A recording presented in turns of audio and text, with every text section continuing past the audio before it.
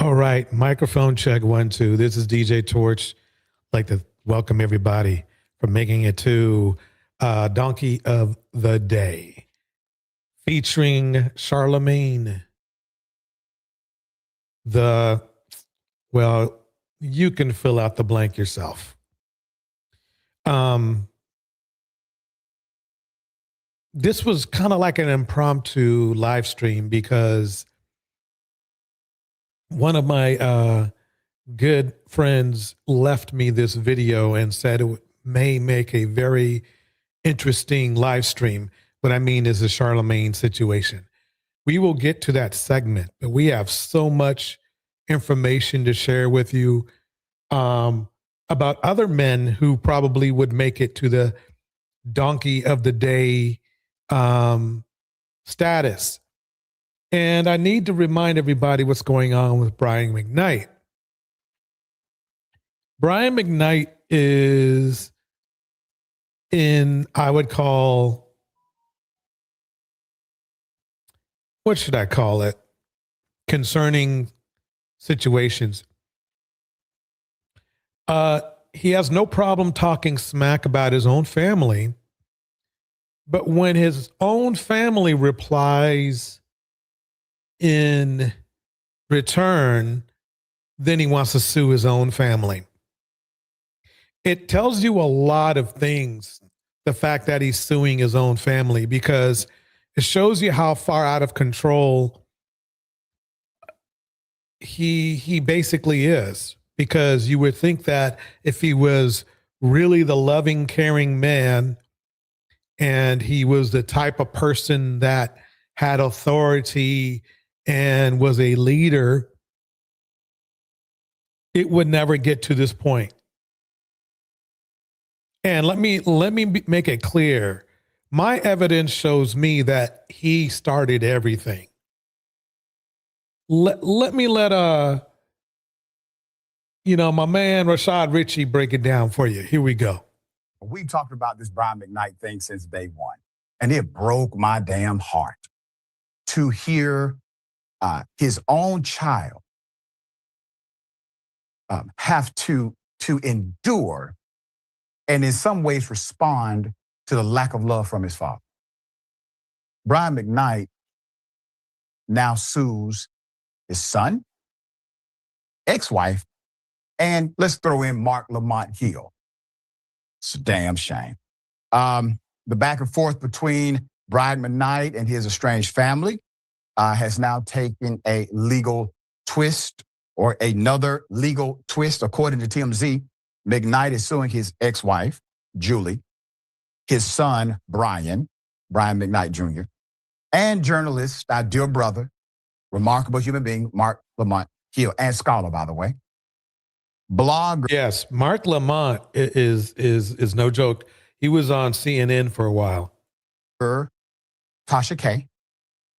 And the New York Post. Good luck, sir. I mean, the thing is this, all of these people's account is corroboratory. Let's keep it going. Here we go. Alleging that he's the subject of a, quote, shockingly dishonest and sensational but false narrative, end quote, about his parenting and relationship with his oldest sons, including that he refused to tell his son Nico that he loved him as he was dying from cancer, okay? McKnight's issues with his ex-wife and son are well documented. Very well documented. He previously engaged in a legal battle with Julie McKnight in 2025 over claims that she made about her relationship or their relationship while they were married in a memoir. Okay.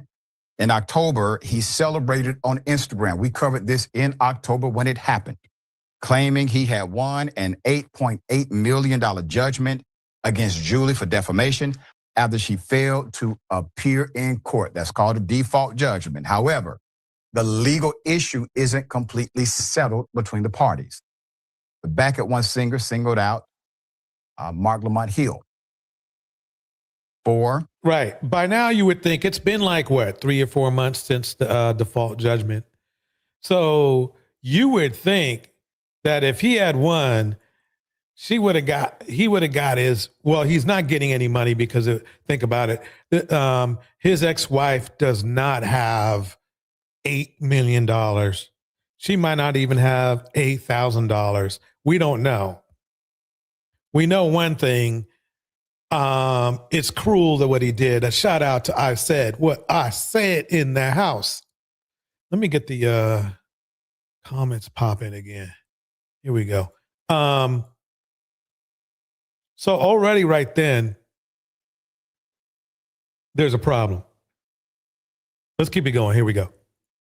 Or after his 2025 interview with both Julie McKnight and Brian McKnight Jr. Before that interview, Hill called out McKnight during an episode of the Joe Budden podcast. That was November 2025. "You're an a-hole," end quote. Hill told McKnight, quote, "But that's not why we're talking about this. I don't get into your family business. Your family business has nothing to do with me, except when you make it public. And when you put your family in public on blast, that might make you an a-hole." Yeah, I agree. I concur. I co-sign on that. Mm-hmm. In the suit against multiple parties, McKnight alleges that his reputation, career, and family have been negatively affected by the alleged lies of his son, his ex-wife, Hill, and the Post. One of the most malicious claims came from blogger Tasha K., who alleged that McKnight was an adulterer who had sex with a minor. He's seeking an undisclosed amount for damages. The irony is you're a father suing your son. That's the irony. You're talking about other individuals engaged in damaging your reputation. No, sir, you did a very good damn job of that yourself. Yeah, and that's my point. That is exactly my point. Is that if Brian would have just kept quiet, everybody would have thought that, these are just some people, family members having a little argument, a little tiff, let's go ahead and go buy our tickets to his next concert. No, he started talking some hard ass crap online. And that's when the problem started to happen for him. We remember those posts you made, being in happiness and bliss and talking about how God is good to you. After your son or family, they're crying out for help. They're crying out for connection. Even our dear brother, Ricky Smiley, who, by the way, is one of the only men I know who has the right, I mean the absolute right, to speak on this matter because he's adopted children who he did not birth. And he has been a father to many that many folk don't know about. So he has a right to talk about responsibility and being a father. You're suing your own son, sir. McKnight going to court over family drama is nothing new. In March, he sued the Ricky Smiley Morning Show, his parent company, Urban One, North Carolina radio host Karen Clark, over claims the entities amplified false portrayals of him as an abusive and neglectful father, following Clark's January 2025 interview with Julie McKnight and the Ricky Smiley Morning Show, playing clips of Brian McKnight. Well said. I said what I said.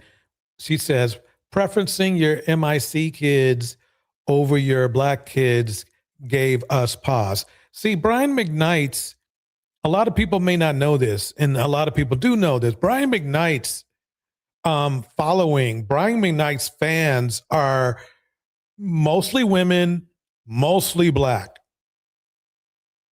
And Brian did the very, very best thing that anybody could do to ruin your own career by pissing off 90% of your fan clubs. And now he wants to blame somebody else. You know who else did that? Anton Daniels did some shit like that. And Corey did some stuff. Corey gets caught on TV Corey Holcomb gets caught on TV literally punching a woman. And Judge Joe Brown confirmed that. He said he doesn't care if it was a punch or a muff. It was assault. So basically, these men just don't want to take any responsibility for their actions. That's the problem. And that's why Brian's doing this. Junior's interview with Hill. Remember, the defense to defamation is truth. And because Brian McKnight is a public figure, he has to prove two things, not just one. He doesn't have to simply prove it's untrue. He has to prove that it's untrue and was malicious at the time, meaning the person who said it or repeated it likely knew it was untrue and decided to do it anyway in order to maliciously harm Brian McKnight. That is a high bar inside of a courtroom for a public official to get justice in that way. And in this case, it would be an injustice for anyone to have to suffer because Brian McKnight's feelings were hurt. The truth is, his family provided the ammunition that many individuals are simply repeating or replaying on their airwaves. In that suit, McKnight is seeking $25,000 in damages. Urban One is seeking dismissal of the case, arguing that McKnight's suit is baseless and that the company cannot be held liable for anything Julie McKnight said during her conversation with Clark. Quote, even assuming that statements made by Urban One were indeed statements of actual fact, not opinion, hyperbole, and could be defamatory, they cannot. Plaintiff does not allege any facts that Urban One knew or should have known that the statements were false or that any statements were made with a reckless disregard for the truth.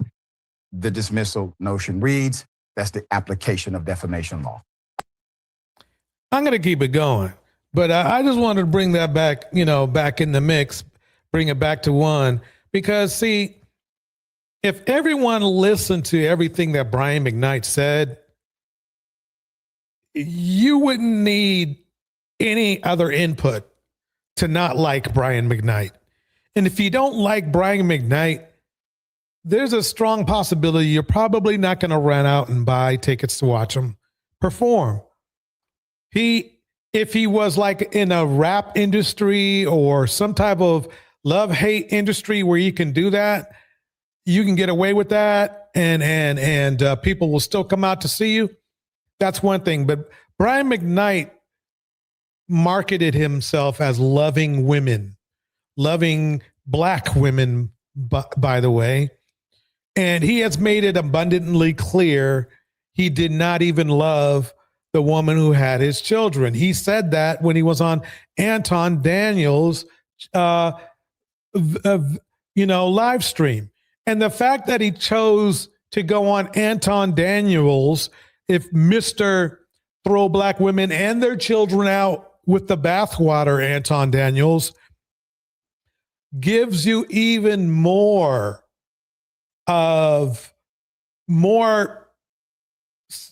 facts, evidence, whatever you want to call it, that this man is just not feeling women at all. And unless Brian McKnight is the dumbest person in the world, everybody knows that Anton Daniels is a hyper misogynist. So you go on a hyper misogynist show to have a discussion, and you guys are just chopping it up. You guys are loving each other. And you go on this hyper misogynist show that has clearly made it clear he hates black women. When you tell black women in the community to be thrown out and their kids to be thrown out with the bathwater, that's all anybody needs to know. And that was just one of many famous lines from Anton Daniels. And you went on his show. Brian. Yeah. Let me keep this going. Let me play this clip right here, though. I think this will hit home for a lot of women. Here we go. Just got to top off out hanging out with my niece today. And on our way, I see a homeless dude, black dude, with a dog, and he's asking for money.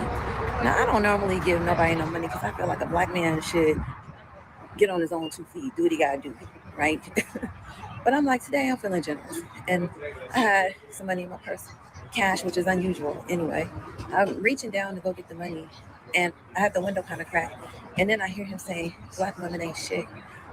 Y'all bitches ain't nothing but some whores with your fake hair and your fake eyelashes and your fake nails, and nobody wants you. Even a homeless man who need my motherfucking dollars don't even got sense enough to respect the very woman who would even consider helping him out. Bars. Straight up bars. Brought to you by Pretty Black Misha. Straight up bars. That's why Brian is doing what he's doing. He has no appreciation. We talked about this, Brian McKnight. He has no appreciation at all for those who've been feeding him all these years. And that lack of appreciation got him in trouble. Shout out to Wise Seeking Knowledge. Tevin in the house. Let's keep it going. Let's keep it doggone going. So another situation happened today. Don't worry, we are going to get to Charlamane. I was on a Kevin Samuels channel, and I was like, they were mad because I said that Kevin Samuels ain't, he died alone. Is it today or yesterday? He died alone. He not only did he die alone, he died alone. And they got mad. Let me tell you, they got mad. Because Mr. Samuels had been throughout his, I guess we could say his short career, because his career as far as disrespecting black women, because he was at the very beginning, he was trying to make men step up, but that wasn't working for him. So when he switched over to women, that's when he started really, that's when his career really started, let's face it. Anyway, they were saying, I said, look, he treated his daughter like crap, and he treated his ex like crap. And they said, show me proof. Show me proof. Now, if y'all have been a regular on my channel, I've shown proof of it. But just to get it out of the way, why don't I just go ahead and do it one more time? It's donkey of the day, right? Let me show you some donkey moves other people made. You want me to prove it to you? You wanted me to prove it to you. You wanted me to prove it to you. You wanted me to prove it to you. So let me prove it to you. Here we go. Here we go. What's going on? What's poppin'? It's your boy Zillionaire. Welcome to the show. Make sure you like, share, subscribe, all that good stuff. Now, Kevin Samuels' daughters has spoken out on his passing and also their relationship. Now, understand, Kevin Samuels, he's not here to defend himself. So she's going to talk about some of the things growing up between him and her. She said he was there, but he wasn't there mentally, emotionally. And she also accused him of some other things. But we're going to listen to it. Let me know what y'all think. Put your thoughts in the comments, what you think about what she had to say about a relationship. Let me know. All right, let's check it out. I'm trying to own more. Let me move it fast forward. Here we go. Very, very, very long time. Especially when I was really at the peak of my career in network marketing, because you get so many people who talk to you about their problems, their life issues, going through depression and anxiety and just all around just life. And it's always been that thing where I just felt like I could not talk about, because I was really just putting other people before myself. I was trying to protect the image of my dad, not just because he is a figure in the community and that far. But what I do always remember is that I always felt like I was second. That's not a good start. That's not a good start when your daughter feels like she's second. Your blood daughter feels like she's second. Let me keep it going. Here we go. I always felt like I didn't matter. See, look, I'm about to cry. Wow. I mean, he did some good work, didn't he? He did some good work. Let's keep it going. She feels like she didn't matter. Classic knowledge says males will fill the pockets of many male has a platform. Yeah, males will fill the pockets of any male that has a platform that will push their complete innocence to their vile and disgusting actions and behavior by blaming black women and white men. They crave it like corn. Bars.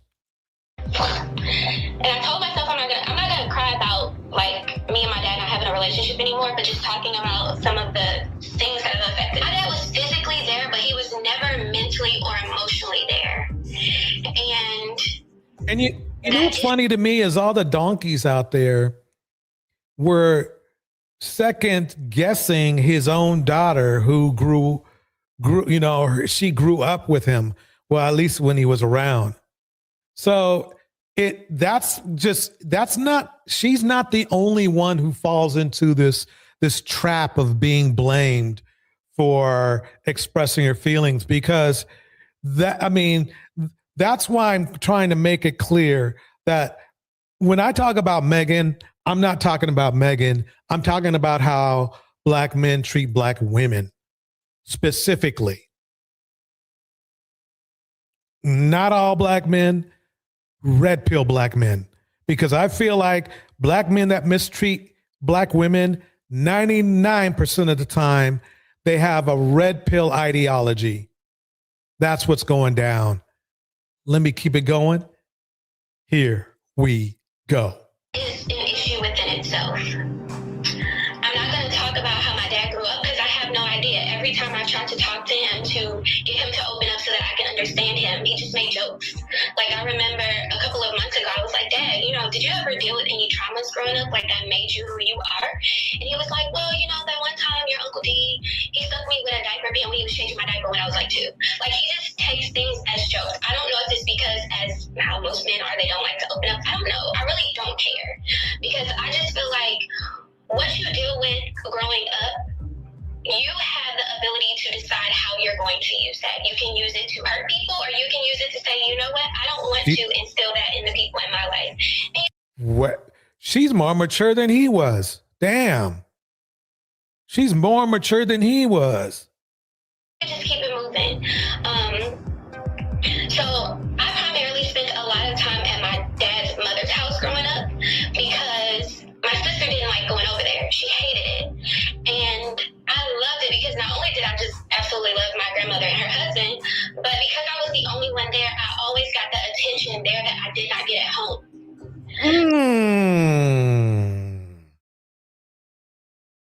Wow. I don't know about you. That does not sound good, does it?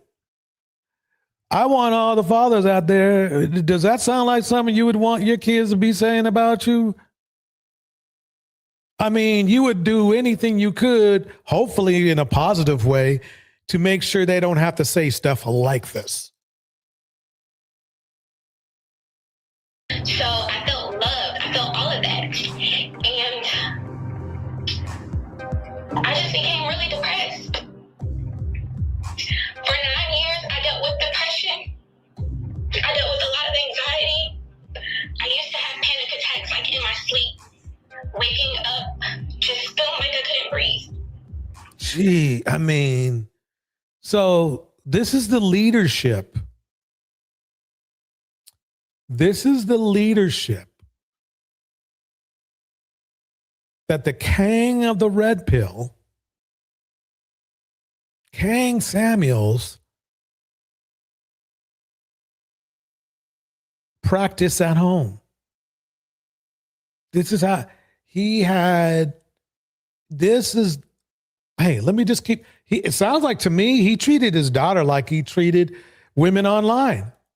And it just was really bad because I had to watch her disintegrate, like literally. She had pancreatic cancer and she died about 2.5 years after she was diagnosed. So it wasn't anything fast. And I think sometimes the slower deaths are just as bad as the fast ones because you literally watch somebody get really, really bad. I became suicidal because I just felt like, Man, I mean, this young lady, I feel for her so much because it sounds like y'all, ladies in the chat and ladies out there, it sounds like this dude.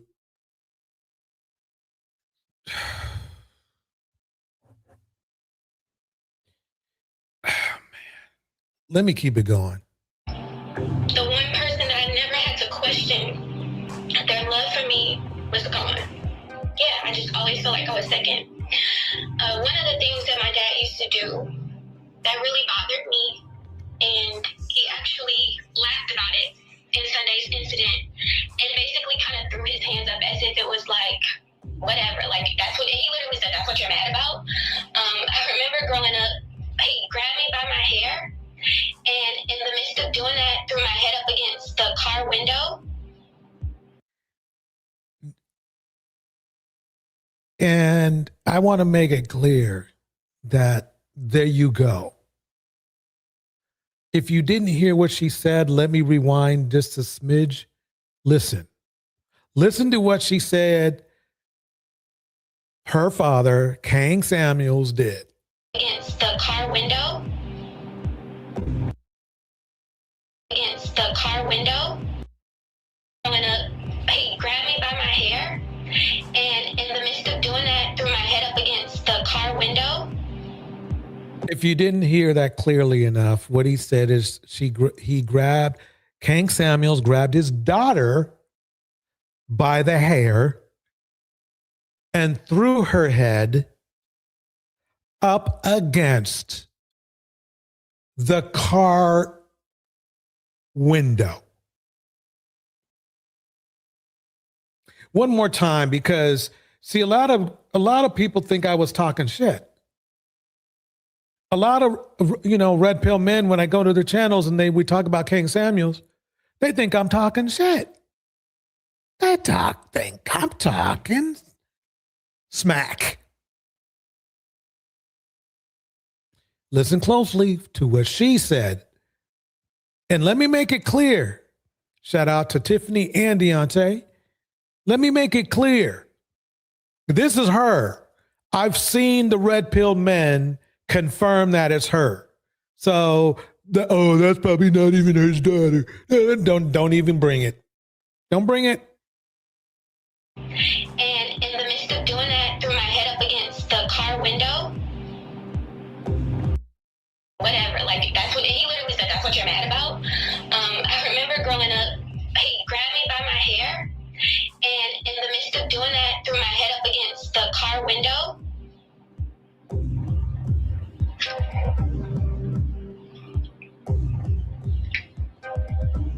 I guess you could call that he muffed her, right? Oh no, he did. That's not assault. And I just remember thinking to myself, what did I do wrong?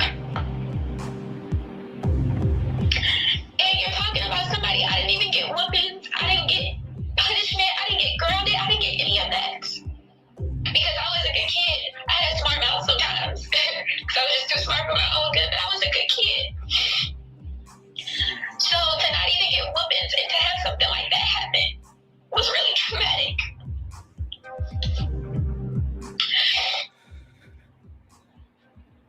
And I remember when we got home, when I got out the car, he threw me up against the car.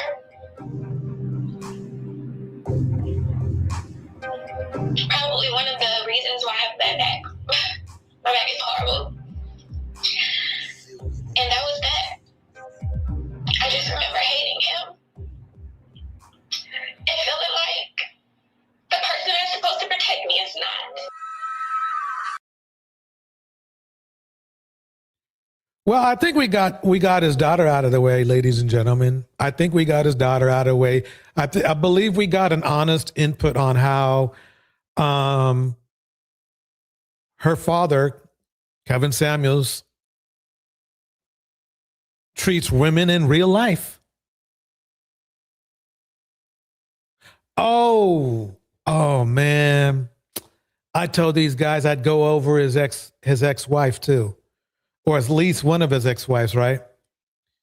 Let's go over that right now.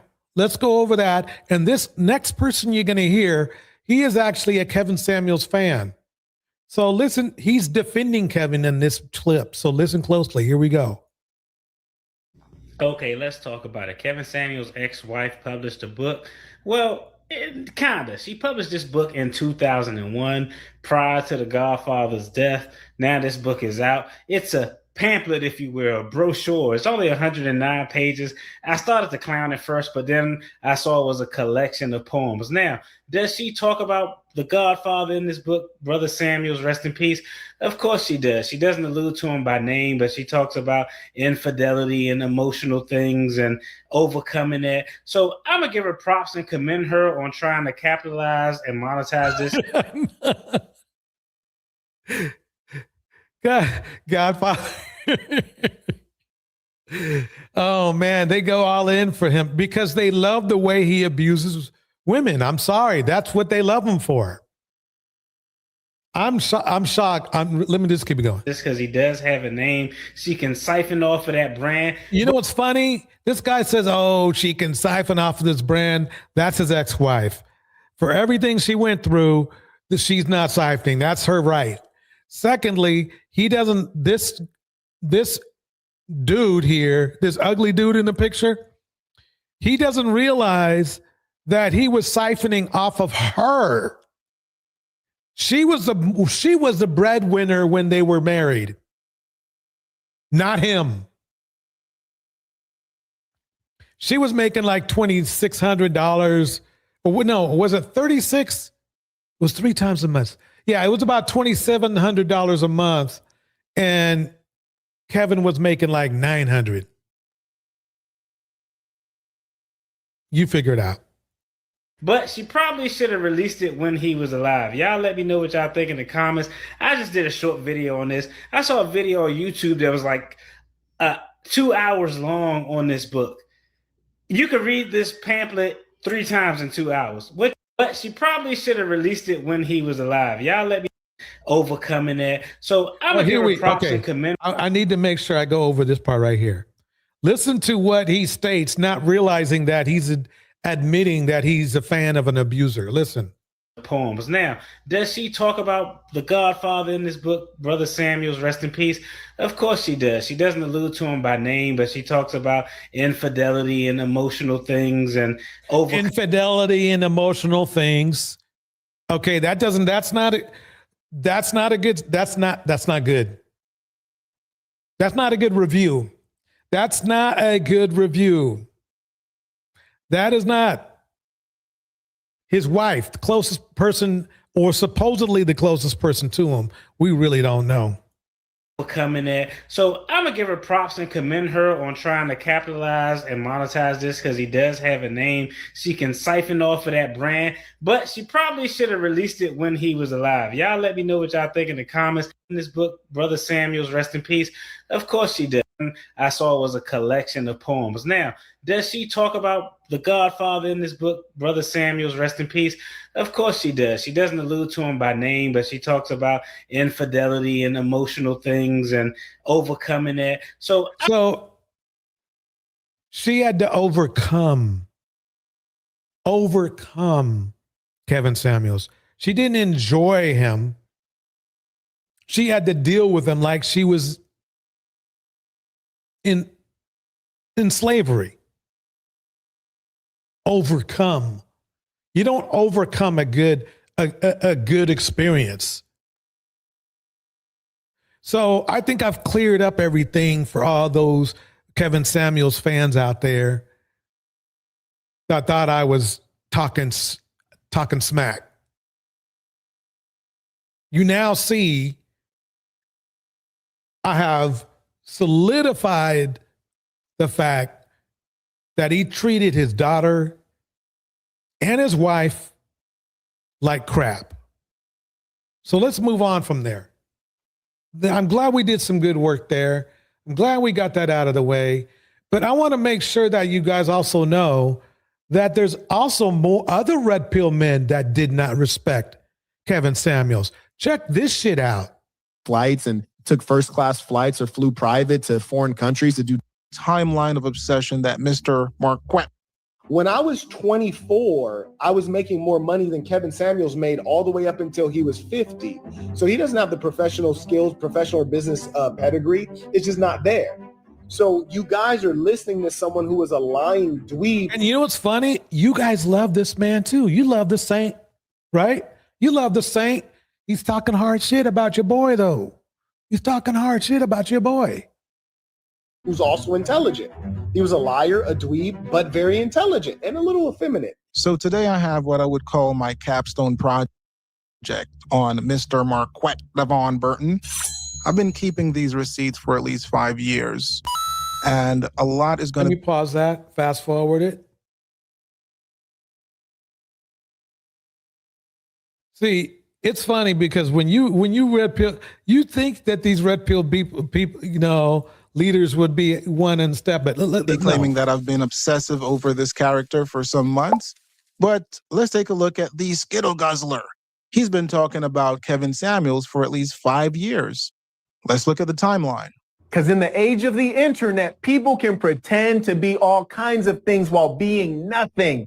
Pay attention to the time. This is 5 years ago. He's claiming that Kevin Samuels was nothing and he's a fraud. He's going to say that in a second. I would let him go on with his lies, except for the fact that there are young men who are in ghettos. There are young men who are in poverty who want to be something great, and they're looking at this fraud thinking that he can show them the way and show them the light when really he is misguiding them because he is misguided. You know, there's certain things that are going to get you a particular outcome. Like, for example, why did Kevin... So I'm going to pause it right there because that's all I need to show. So not even Red Pill was fully in, you know, respecting dude.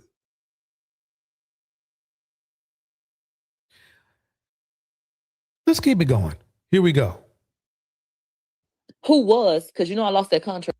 So let one of my favorite YouTubers break it down for you. We're gonna look. Donkey of the day does not just have to be men. It could be women too. Let's go over Milagro Grams and how she literally bragged, not only bragged about lying to the courts about her financial situation. Here we go. That's just not happening. And that's why I don't have very many friends. And it's okay. It's fine. Because I ain't got it. I have kids. If I got extra money like that, I need to be saving it or investing it into them. That makes no sense to me. But anyway, yeah, I don't have it. And in fact, I don't have it. Make sure y'all hit that super. Let me fast forward just a little bit. I ain't got it over here. Okay. Just saying. And you supposed to make 3 times your motherfucking rent in the month to stay at certain places and rent. 1 second. Let me see if she did at the beginning. We might have $3,000. Y'all found out that I had a contract with Station Head. So how much I made a year at least? You tell me. But I still had to play the part of the ghetto ass, broke ass hoe because I'm up here against a multi-million-dollar motherfucking company. And you got the motherfucking internet sitting up saying, yeah, bitch, you broke. Bitch, who? Since when is a bitch with her personality who is able to take care of her family? Who was, because you know I lost that contract, who was making 6 figures? How the fuck is that a broke hoe? How? And then, not only that, I had to play the part of a po nigga. She said she had to play the part of a po nigga.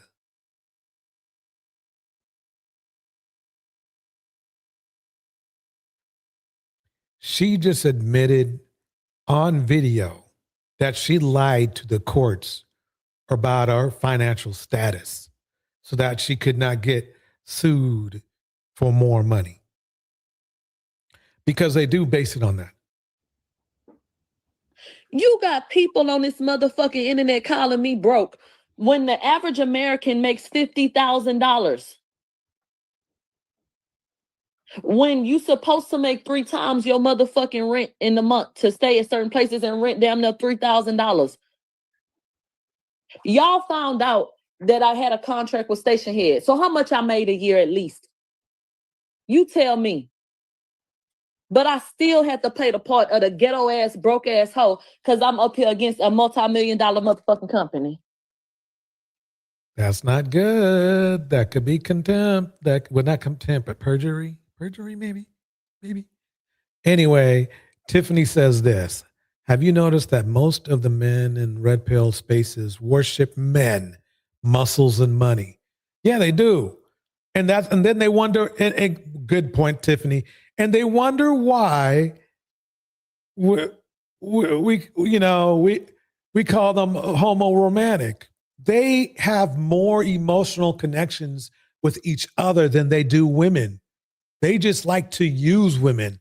They do not like to love women. They just like the resources that women have to offer, whether it be physical, mental, or financial. That's what we're talking about. Here we go.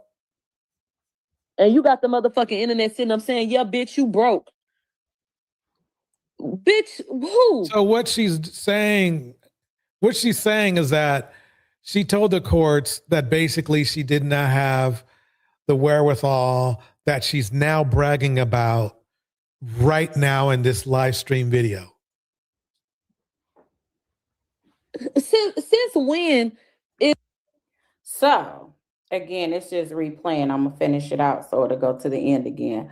But yeah, so essentially people are taking this, whatever she said, and basically saying, listen, this is the problem because you're making it seem like you don't have any money to pay Meg Thee Stallion, but you're saying you got money. So according to... Right, exactly. Exactly. I mean, the thing is this, you can have $4 million in the bank, right? But if you owe somebody $5 million, then you broke. You could, yeah.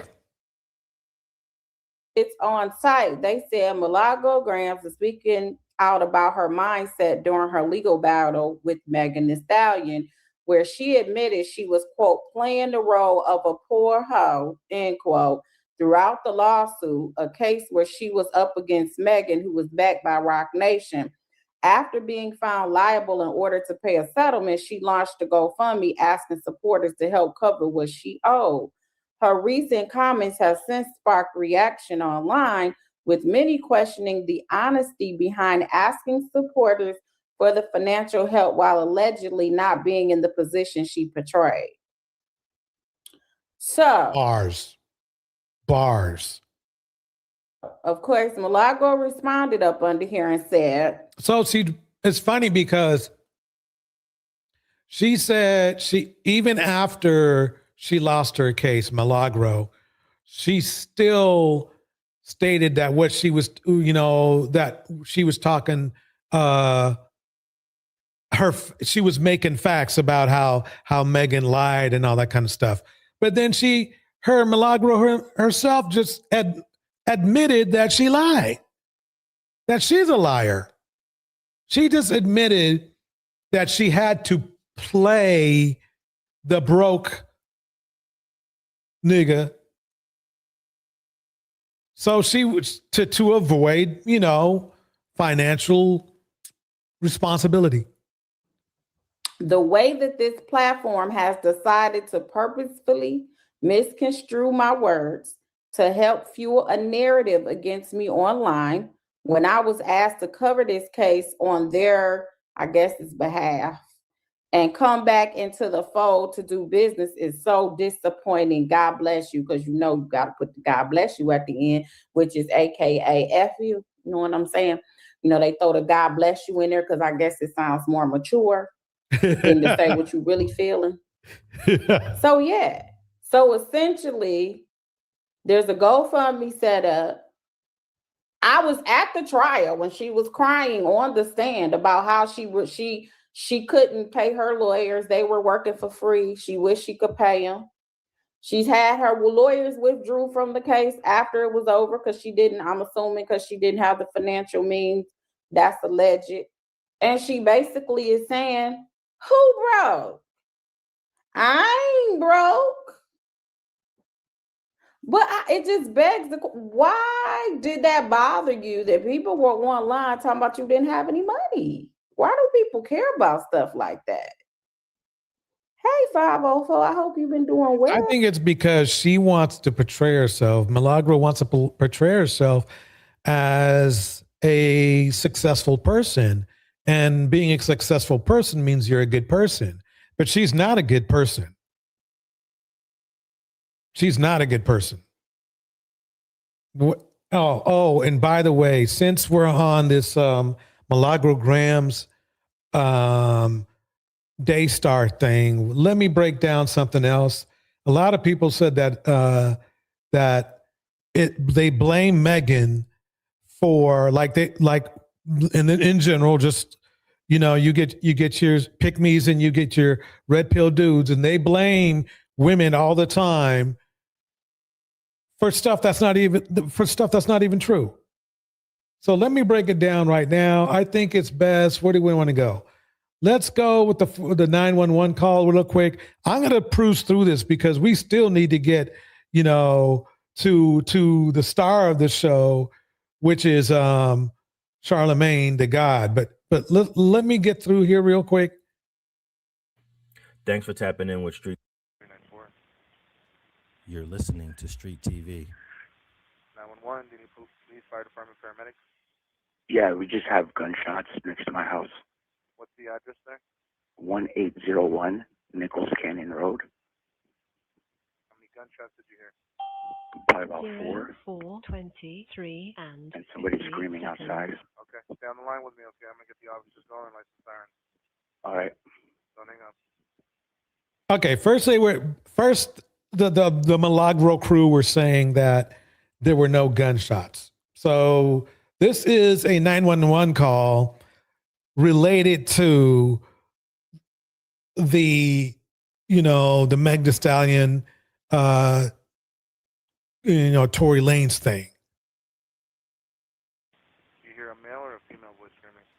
You're listening female to voice Street screaming. I TV. think someone might be shot. I don't know. Okay. Do you hear anyone asking for medical attention? Do you hear them asking for paramedics? 0, 4, 20, No, I just 4, hear someone and screaming. 10 Okay. seconds. Stay on the line with me. Do you hear anyone asking for help? 25 and 10 saying anyone saying that they seconds. were shot? Not really, Okay. no. Okay. David, you can show us back in from Franklin calling. You don't mind? Hi, Unit 315 Funny Code 3 Franklin calling at 1801 North Nichols Canyon. I just hear Now these people that are talking right now that you're listening, they don't even know who Tory Lanez is. But they know they heard some gunshots. That they do. Coming from the house across from 1801 North Nichols Canyon? across, yeah, Okay. across the Got street it. from 1801. 1801 is your address? Okay, that's when I was responding to this victim as well. You can put some of those close to my screen. 4, 26, and 6849 Funny Code 3 Hollywood Station 8. These really sounded like gunshots, and I do actually know what gunshots sound like. 0, 4, 26, and 20. Again, I can't stress more that these are people that don't even know, Tory Lanez or Megan Thee Stallion's, at least when this was happening, from a can of paint. So it's not, you can't say, well, they're fans. They made it up. They made it up. These are fans of Meg Thee Stallion. They don't even know who she is. They might have heard her in from their kids here and there, but they're not like fans. In Nichols Canyon, but it is north of me. I guarantee if your officers just drive into Nichols Canyon, they're gonna hear it. No. Okay, so we're gonna move forward. So let's get that out of the way. So there were gunshots and there was a gun. They said there was not any gun. They said that Megan stepped on some glass. And Megan lied and said she stepped on some glass, but she didn't step on some glass. She tried to protect that leprechaun the best she could. But the police were like pretty much saying, look, it's either you or him. Do you want to go to jail for perjury, or do you want to tell the truth? She fessed up to it. And that's the funny part. Phoenix Soul, it's good seeing you. That's the funny part and sad part about our community, is that the community, not only just black red pill dudes, but you know, the pygmies too, they punish black women for upholding the law. They truly do, for standing up to evil. Let me play Kelsey's. I'm about to play to you right now. I'm just getting through this quick because I ain't going to sit on this all night. I got a lot of other stuff. But I want you to listen to Kelsey's statements made to the prosecutors in LA. This is what Kelsey said. And that's when he started pulling me by my hair. He said the motion when he first threatened me was middle console, but okay. Let me go back. I don't remember what he was telling her, but they just started hitting each other with their careers as an artist. So now we're at the finals, you know, the next step. This is Kelsey. This is not Megan. This is Kelsey. Listen to what Kelsey says about what happened that night with Megan Thee Stallion. almost said Anton Daniels. Megan Thee Stallion and Tory Lane's real name is Daystar Peterson. Where the incident occurs. And this time Tory demands Quan to let us out. He's like, let these hoes out, let these bitches out the car. This is my car. And so that's classy. We're like, okay, we'll get out. So he pulled the car over, and everything here transpires. Megan jumps out of her seat, which is the front seat. I open up my door, which I'm behind Megan. And when you're getting out of a vehicle, you're not really just like looking at any direction. You're just kind of getting out the vehicle, you know, especially we didn't expect anything to happen next. So we're just getting out the vehicle. I get out of my side, and no sooner do you know, you start hearing gunshots going off. That's what Kelsey said. Let me keep it going. I look up about it was 5 gunshots. I look up maybe at the second and third gunshot. That's when I look up, and you see Tory. He's now in the front seat.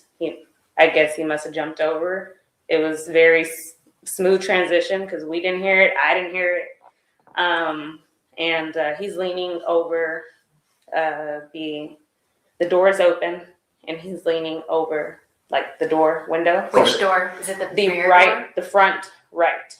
So where Megan was sitting. Okay, so his door's open. In the driver's side. My door's open in the back, and the front door is open to where Megan got out. The front right passenger. Both doors on the passenger side are open. Correct. So. And is he shooting through the window or over the top of the door? No, he's shooting over the top of the door. So. Over the top of the door would be the rear passenger door? The right front passenger.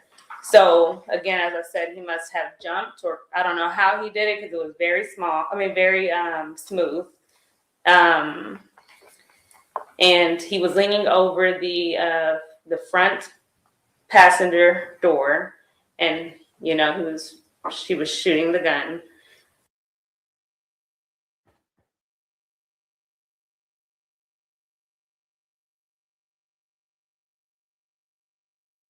That's not Megan that's speaking. That's Kelsey that's speaking. That's not Megan that's speaking. That's Kelsey that's speaking. That's not Megan who is speaking and said that Tory was shooting It was Kelsey who was speaking and said it was Tory. What part of he is shooting do you not understand? What part of it? What part do you not understand? Let me play it. Let me keep playing it. Let me keep. Where were you standing at this point? At this point, I'm standing kind of like my body's still like to the side behind the door, the rear passenger door. So I would say my left side was the rear passenger, and my right side was kind of like this. Like this is the door, and I'm. Are you still partially in the car at this point? No, I'm out of the vehicle. Okay. I'm out of the vehicle. I'm just not around my door yet. Yeah. Do you know where's Megan? So I was about to speak on Megan. So she was walking away when this happened, but by the third, fourth shot, and by the time I look up, she's facing towards us, and I've described it like a deer in headlights. Mm-hmm.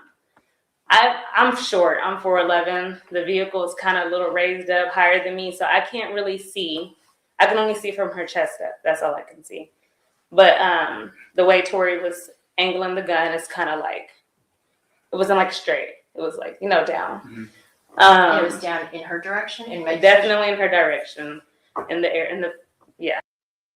So how did you Tory Lanez fan distort this? I mean, I don't get it. I mean, this is Kelsey speaking.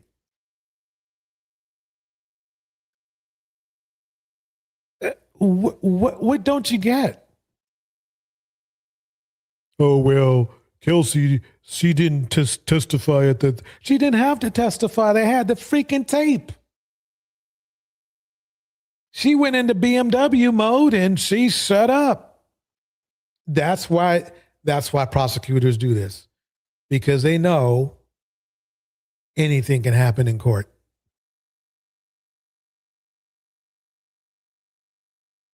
Yeah, definitely in her direction. So at that point, we kind of were in shock, Did you hear him say anything as he was shooting? He did not say anything. Okay. There was no words at that point, What was Quan doing? Did he tell? I think everybody was a shock. Okay, so he wasn't. He wasn't part even of it. at this point right here. He wasn't part of this. What I'm about to get into next. I can't tell you guys where Tory pulled the gun from. Like I said, the motion when he first threatened me was middle console, but I don't know if that's where the gun was. But you had said he referenced like shooting y'all earlier while you're in the car, right? He threatened to shoot me. As if he had a gun Correct. in his control somewhere. Correct. Okay. What y'all think? You think she's lying? You really do. See, Megan's not in the room with Kelsey when they're interviewing Kelsey. She's in there by herself.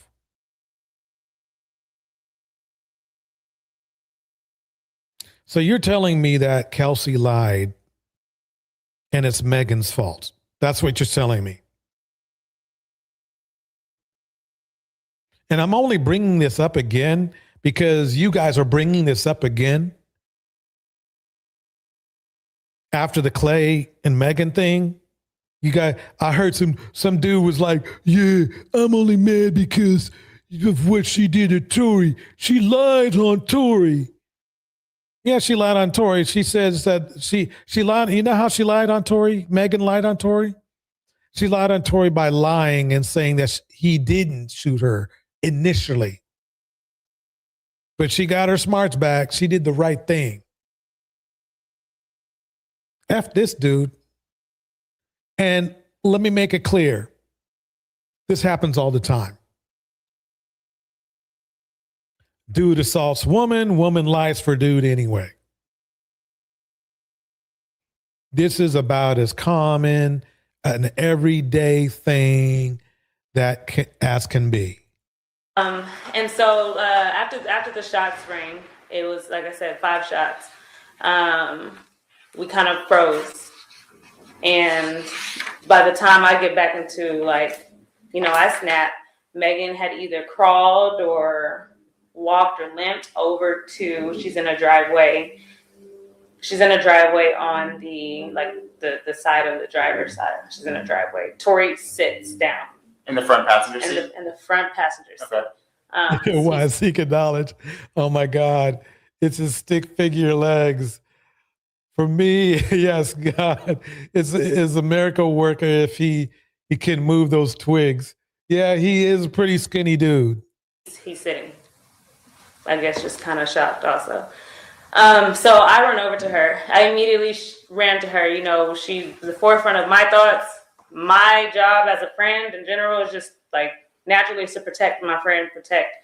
So now I'm in defense mode on the behalf of Megan. I ran to her. She's on the floor. I never looked at her feet. I never really just got to look at her. I just know when I ran to her and she grabbed me, she had blood. So in my head, she had got shot because shots just went off and she's bleeding. That's what I think. So I see Tori coming around the vehicle. It's dark, lights are flat, hitting him. It's almost like a scary scene. So again, I'm in defense mode. I see him coming around the vehicle, and in my head, I'm thinking he's about to come over here and attack us. Do you see whether or not when he's coming around the vehicle if he still has the gun? I don't believe he had the gun. Okay. So like I said, I just thought he was coming over to attack us. So I stepped in between. Oh, that sounds nice. He sounds like a real nice guy. Yep. Yeah, he shouldn't go to jail. Sounds like a real nice guy. We have threats. We have gunshots. You know, more threats. Yeah, he sounds like somebody we need to have out on the streets. Where he was coming to where Megan was. And at that point, that's when the assault between me and him happened. He assaulted me. Not so. This is what everybody ignored in Tory Lane's land. They didn't even mention the fact that Tory not only assaulted Megan, but he insulted this Kelsey too. I don't, why she changed her mind to try to defend him later is not beyond me because it happens all the time.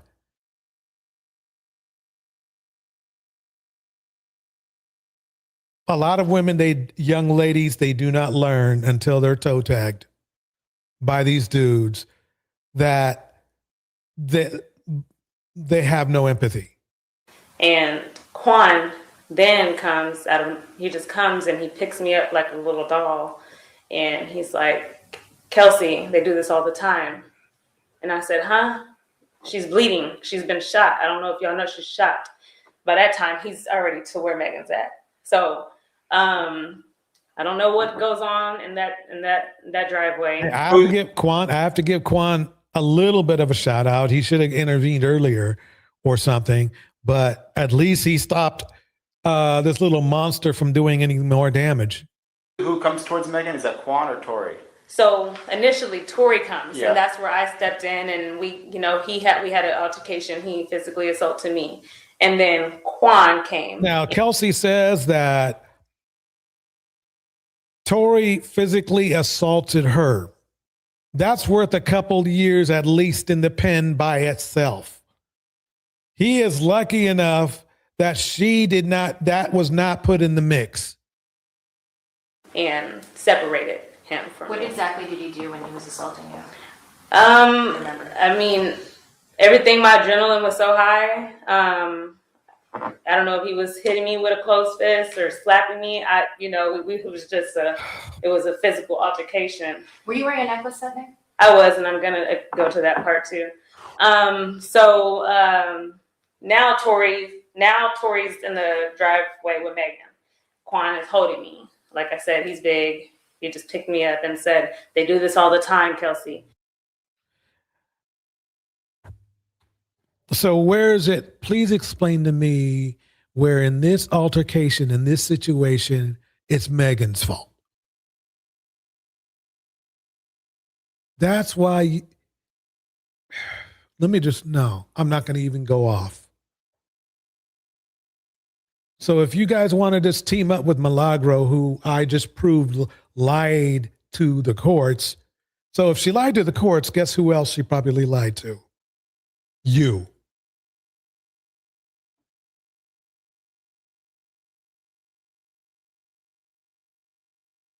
And you guys had no smoke for Kelsey. But this is what sunk him. This testimony right here, not testimony, it was an interview. They didn't care what Kelsey had to say after that in court. They just had this. They put, you know what they did? They turned on the tape. They hit play. And they probably were like this. This is what the lawyers were like, probably like this. Lawyers were probably like this. Just, you know how they rock back and forth when they brainstorming and shit. You know, you know how they do. You know how they do like this, right? That's what they were doing while playing Kelsey's tape. And they played that to the jury. That's a wrap. That's a wrap. Thank you, Tiffany. I appreciate that. That's a wrap. And the thing is, again, I must make it clear. This is not just about Megan. You know, hundreds of thousands of black women go through this shit every freaking day.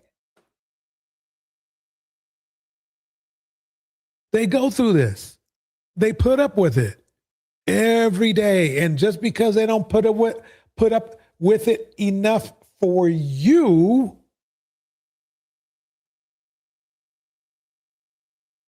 you have issues with it.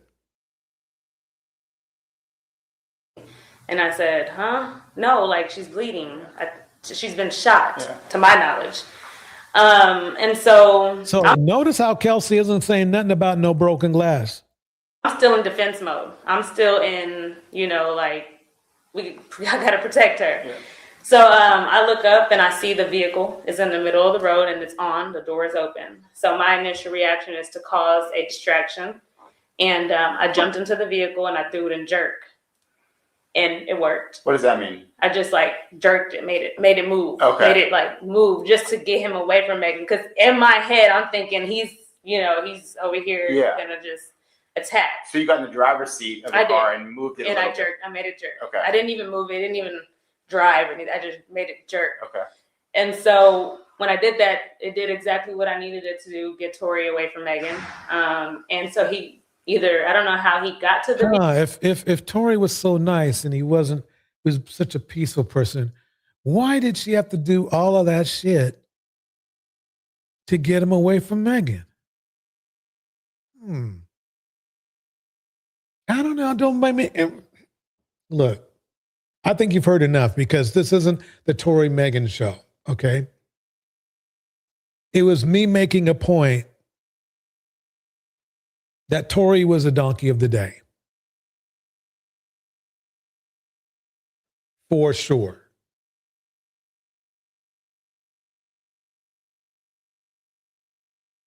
I'm not a lawyer. And this is the thing. Tori was on David. It was in David mode. Tori was in David mode.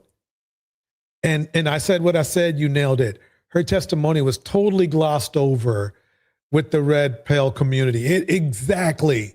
Well, they gloss over a lot of stuff. Unfortunately, I say what I said.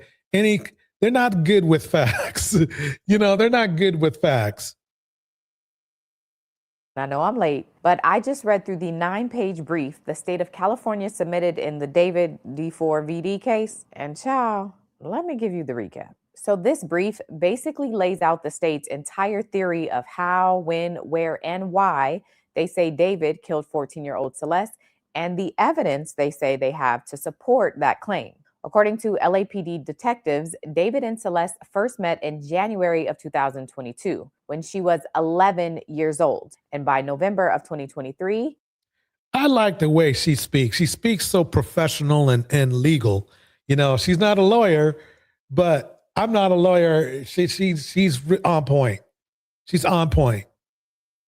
so almost 2 years later, that relationship turned sexual. And at that point, Celeste was 13 and David was 18. Now, Same old thing. Happens all the time. Did you know that T.O., the famous football player, his mother was 13 when she got pregnant? Didn't know it. Didn't. Fun fact. Fun fact. Now, within 3 months of that relationship starting, Celeste is reported missing by her family. And through the process of that missing persons investigation, law enforcement find David's phone number in Celeste's phone records. And so they give him a call on February 17, 2024. Now, according to this brief, on that call, David tells law enforcement that he last spoke to Celeste on February 13th or 14th. He also tells them he didn't know she was a minor and that he didn't know she was missing. Now, Celeste's family lived in Riverside, California, and so the Riverside Sheriff's Office is the one who called David. But after that phone call, Riverside calls LAPD and asks them to go by David's house to do a welfare check. So LAPD pulls up at David's house around 8:15, and again, they tell him Celeste is 13 years old and is a runaway. David again tells them he didn't know she was a minor, but this time he adds on that he's only met her once in person, and that was back in November of 2023, which again, And remember now, he had already been having SE, you know what, with her several times already when she's 13 years old. is the time law enforcement says their sexual relationship started. David apparently also shows law enforcement a yearbook photo of Celeste that he had in her phone, which is odd if you're trying to prove you don't really know her, but I guess. Not only that, but if there's a yearbook photo, obviously she was a certain age in that yearbook, right?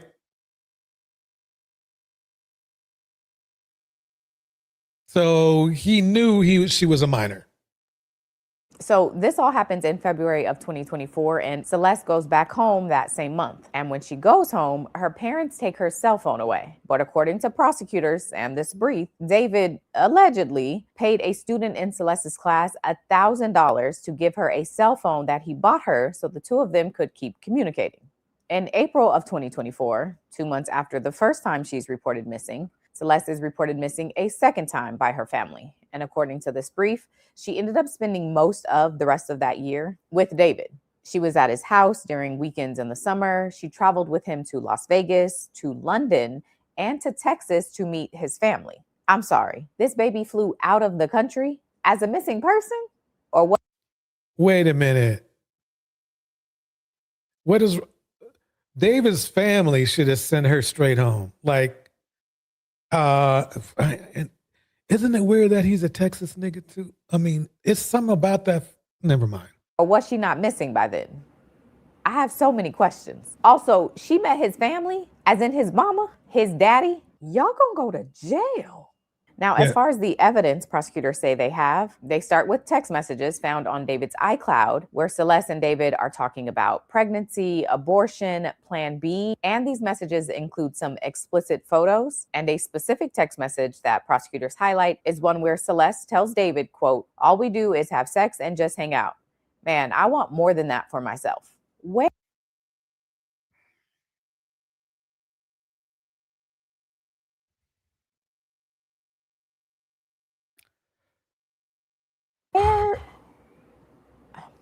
So the brief says Celeste and David broke up in November of 2024, but that didn't stop the two of them from continuing to communicate and allegedly continuing to have sex. Okay.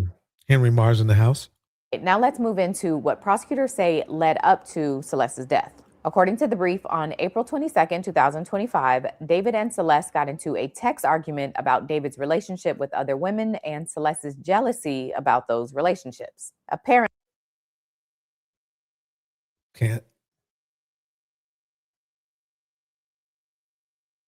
I might have to put him on the plantation buck syndrome video as well. But let's keep it going. Here we go. Apparently, in this text exchange, Celeste began threatening to end David's career and destroy his life by exposing the nature of their relationship. And for context, this argument between the two of them is happening 3 days before David's first album is set to release and 3 months before his first world tour. According to prosecutors, the day after this text exchange, Wouldn't you think that somebody who had so much going for themselves would say, hey, let me play it safe. Let me not, David should be saying, David shouldn't be, dating, underage girls. That's not good for David, who wants to become famous, and David who wants to become, a star. No, he does the opposite. He does the very thing, the only thing that can destroy his life, David did. David sends an Uber to pick Celeste up from her house, which they have the Uber records to support, and the two of them are communicating with each other the entire car ride. Celeste arrives to David's house around 10:10 p.m., and prosecutors believe within 20 minutes of her arriving to David's house, she was dead. And according to the documents, they believe that because at 10:30 p.m., David sent a text message to Celeste's phone asking her where she was. And prosecutors believe that this was a premeditated part of his plan to cover up what he did. Prosecutors say about an hour later, so around 11:30 p.m., David drove to Santa Barbara, which is about an hour and a half to 2 hours away from LA, to dispose of the evidence. And let me play this part too, because this is what I've been wondering too. As big, David is way bigger in the community than, let's say, even the Megan the Stallion thing. Because of this, it's a deletion item. This is what this man right here was saying. We finally know exactly how and why David took the life of Celeste Rivas, and it is truly shocking. Welcome to the stage, Deontay. Let me spin this for a second, then let's talk about it. Here we go. So according to prosecutors, on April 22nd, 2025, David and Celeste got into an argument over text over the fact that David was seeing other women while being in a relationship with Celeste, so Celeste was not happy about that at all, and she was actually threatening to expose their relationship with each other that would have ruined David's entire career because she was not of age. David did not want that to happen at all, so on the very next day, on April 23rd, 2025, David sent a car to Celeste to bring her to his home to kind of talk things through and, figure things out. And when she arrived to David's house, that is when David took the life of Celeste with a sharp object. The very next day, on April 24th, 2025, David actually ordered a shovel from Home Depot and had it delivered to his home. A few days after that, David then decided to order 2 chainsaws, a body bag, laundry bags, and an inflatable pool to his home to presumably try to dispose of Celeste. After that, David put Celeste in the trunk of his Tesla, drove the car somewhere to abandon it. Then it was actually towed, and then police investigated the Tesla because it had a weird odor coming from the trunk, and that's when Celeste was discovered. Prosecutors state that they have all the evidence in the world to back up these claims, and I believe them, and I'm curious to know your thoughts about all this. Okay, let me, actually, he's about to speak right here. Because it had a weird odor coming from the trunk, and that's when Celeste was discovered. Prosecutors state that they have all the evidence in the world to back up these claims, and I believe them, and I'm curious to know your thoughts about all this. I'm going to say the ugly truth out loud because nobody wants to say it. And I don't know, maybe it's the girl dad in me. Maybe that's what it is. But this just goes to show you that misogyny and the dehumanization of women have been normalized. It has been normalized on a major, massive scale. Bars. I am glad to see that there's other men out there that see what I'm seeing. Because I've been talking about this for the past few weeks about, domestic violence and women dying at the hands of their lover, boyfriend, fiance. When we talk about Justin Fairfax, he unalived his wife, the former lieutenant governor of Virginia, unalived his wife and then unalived himself in front of his children. Okay. Then we talk about Nancy Bowen in Coral Springs, Florida, that was unalived by her husband, her lover, You see? And then Ashanti Green, right here in Houston, Texas, unalived by her lover. Pregnant woman. Child didn't get a chance at life, and the woman didn't get a chance at life as a mom to raise her child. Body found in the bayou. Okay? Ashley Janae, a white man took her life. Then guess what? What a bunch of black men say, well, you know, fellas, you know, this ain't us. We let's sit this one out, kings. Because a white man unalived the black woman. And then we talk about this whole David situation where he unalived the 14-year-old after having an inappropriate relationship with her, a PDF relationship with her. You see what I'm saying? Crickets. On all of those stories, crickets. Yep. But Meg Thee Stallion gets cheated on. Guess what? All of y'all tripping over each other, running into each other to have these little thought pieces and think pieces about Meg Thee Stallion and why she deserved it.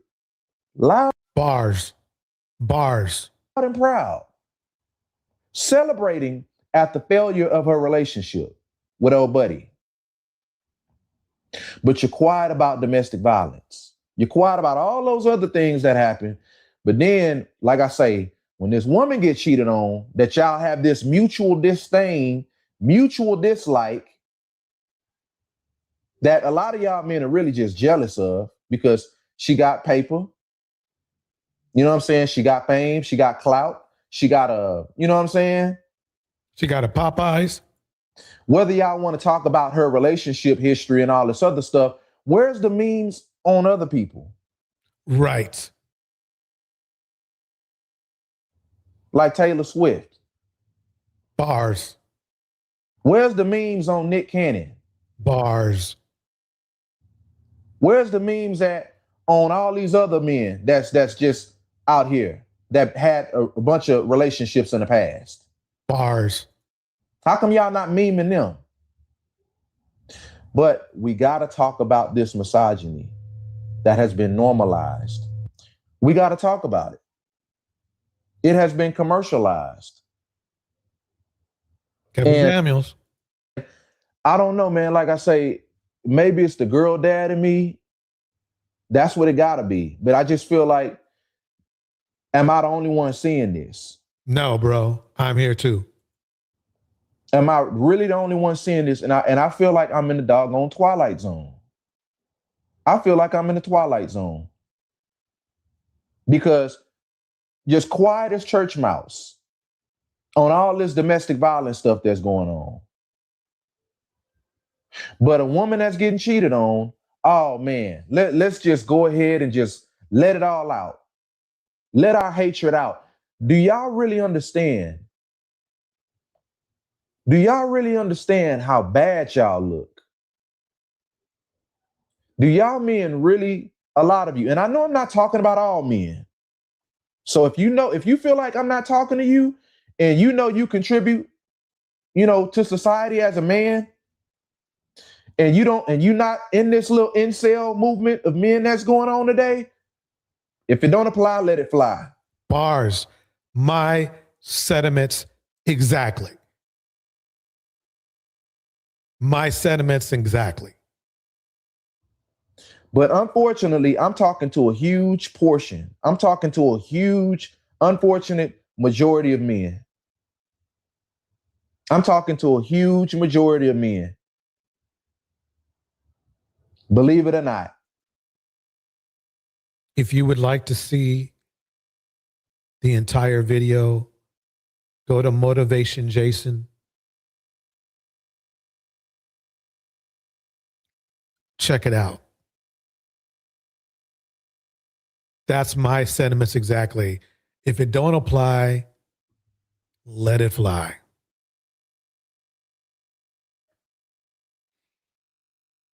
Whew. Let's get to Charlamane. Let's get to him. Let's get to him. is the Diamond. The interview was since took down. Wait. This is a re-upload of Star's interview with Jessica, Charlamane's alleged rape victim. The interview was since took down. But we were able to. Can you guys hear it okay out there? I just want to make sure. Pick it up. And now the listeners could listen to the interview in detail if you haven't listened to it, and make a determination what you think about the situation. But like I said, don't forget to like and subscribe. It's the Diamond Mike. Check it out. Let me see if I can wait. Let me see if it's louder now. Host Star, and this is the Star Report. I have a guest tonight. Her name is Jessica, and she has a story to tell, along with the Sheriff's Department statements and court documents dating back to 2001. How does it sound now? Is that volume okay? With respect to an alleged crime of rape with Charlamagne the God, a popular radio host by way of The Breakfast Club. Jessica claims that Charlamagne did indeed drug her and rape her. Let me also say that I personally have no firsthand knowledge of these allegations surrounding this matter, but I do have Jessica on the line and have court documents to substantiate these allegations. Good evening, Jessica. Welcome to the show. All right, so you're 32 years of age, you're a mother, and you've got a career. And this is something that's been it's been weighing heavy on your heart over the years, or you feel that there's something that needs to be further discussed? What? It's just something that I haven't quite been able to get over. I don't know if you ever get over anything like that, but what is it with these dudes that for some reason have to take advantage of underage girls? As far as closure goes, I never really got that. After everything happened, I was 15 years old, and my mom, she really didn't want me to, speak against him in court. I guess she felt like after all had taken place, that would have been too much for me at that time. Mm-hmm. So we kind of moved away to Virginia, and, that was it. Mm-hmm. There was never... Let me pause it right here. Deontay, I'd like to welcome you to the stage. What are your thoughts so far about David? What do you think? Before we move on to Charlamagne. Oh, hey DJ, how you doing? Can you hear me okay? Sound perfect. Okay. David,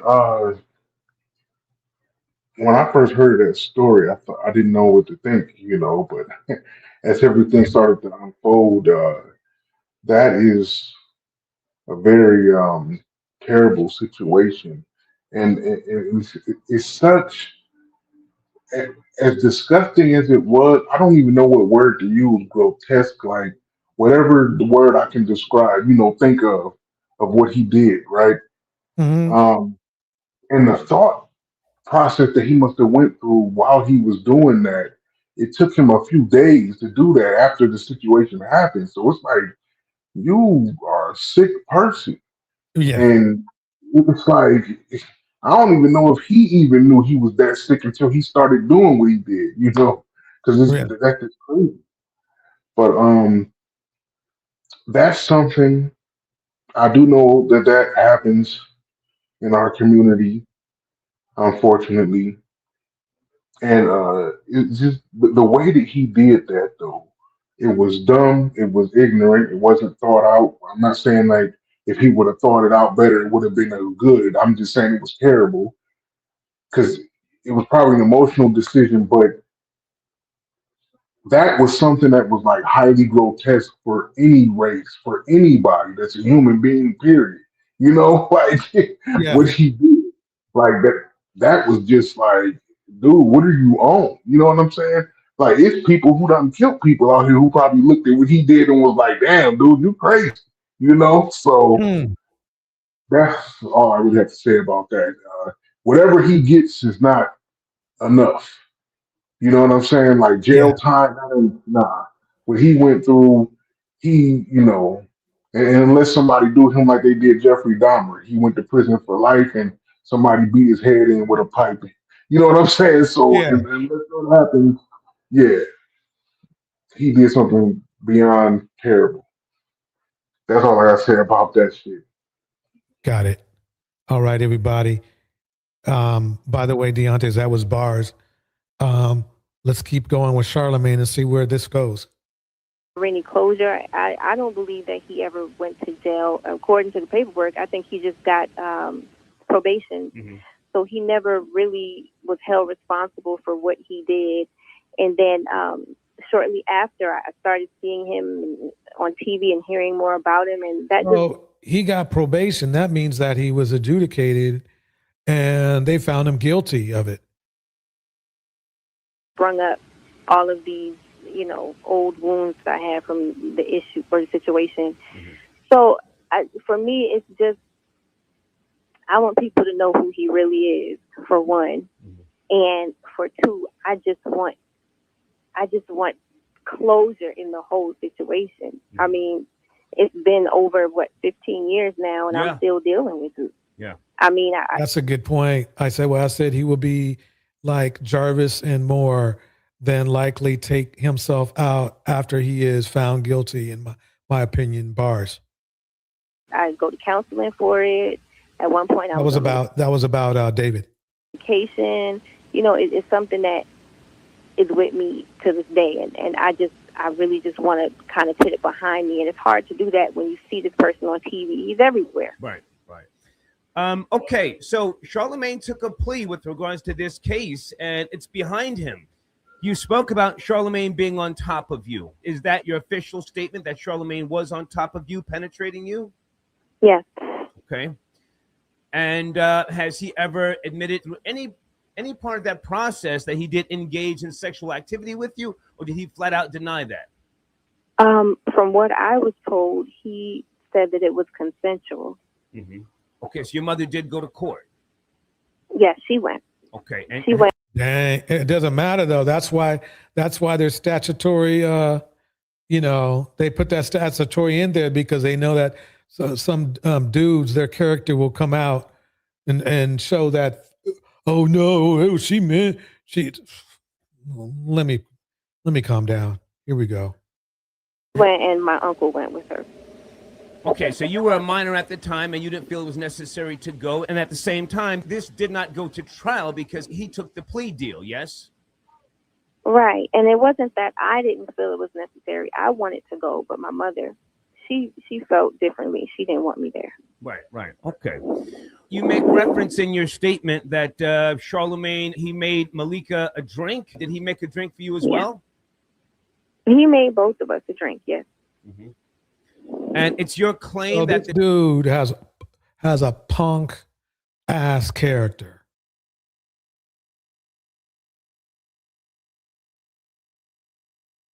That is crazy. drink made you dizzy. Phoenix Soul says there's no way I'd agree to an interview with this dude.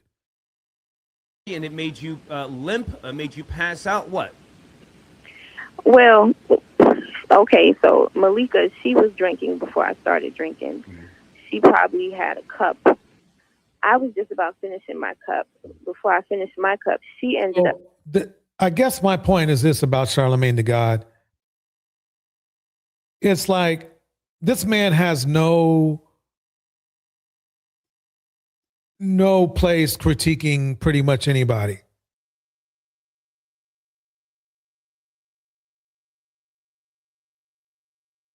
This is utterly crazy how he's still walking around.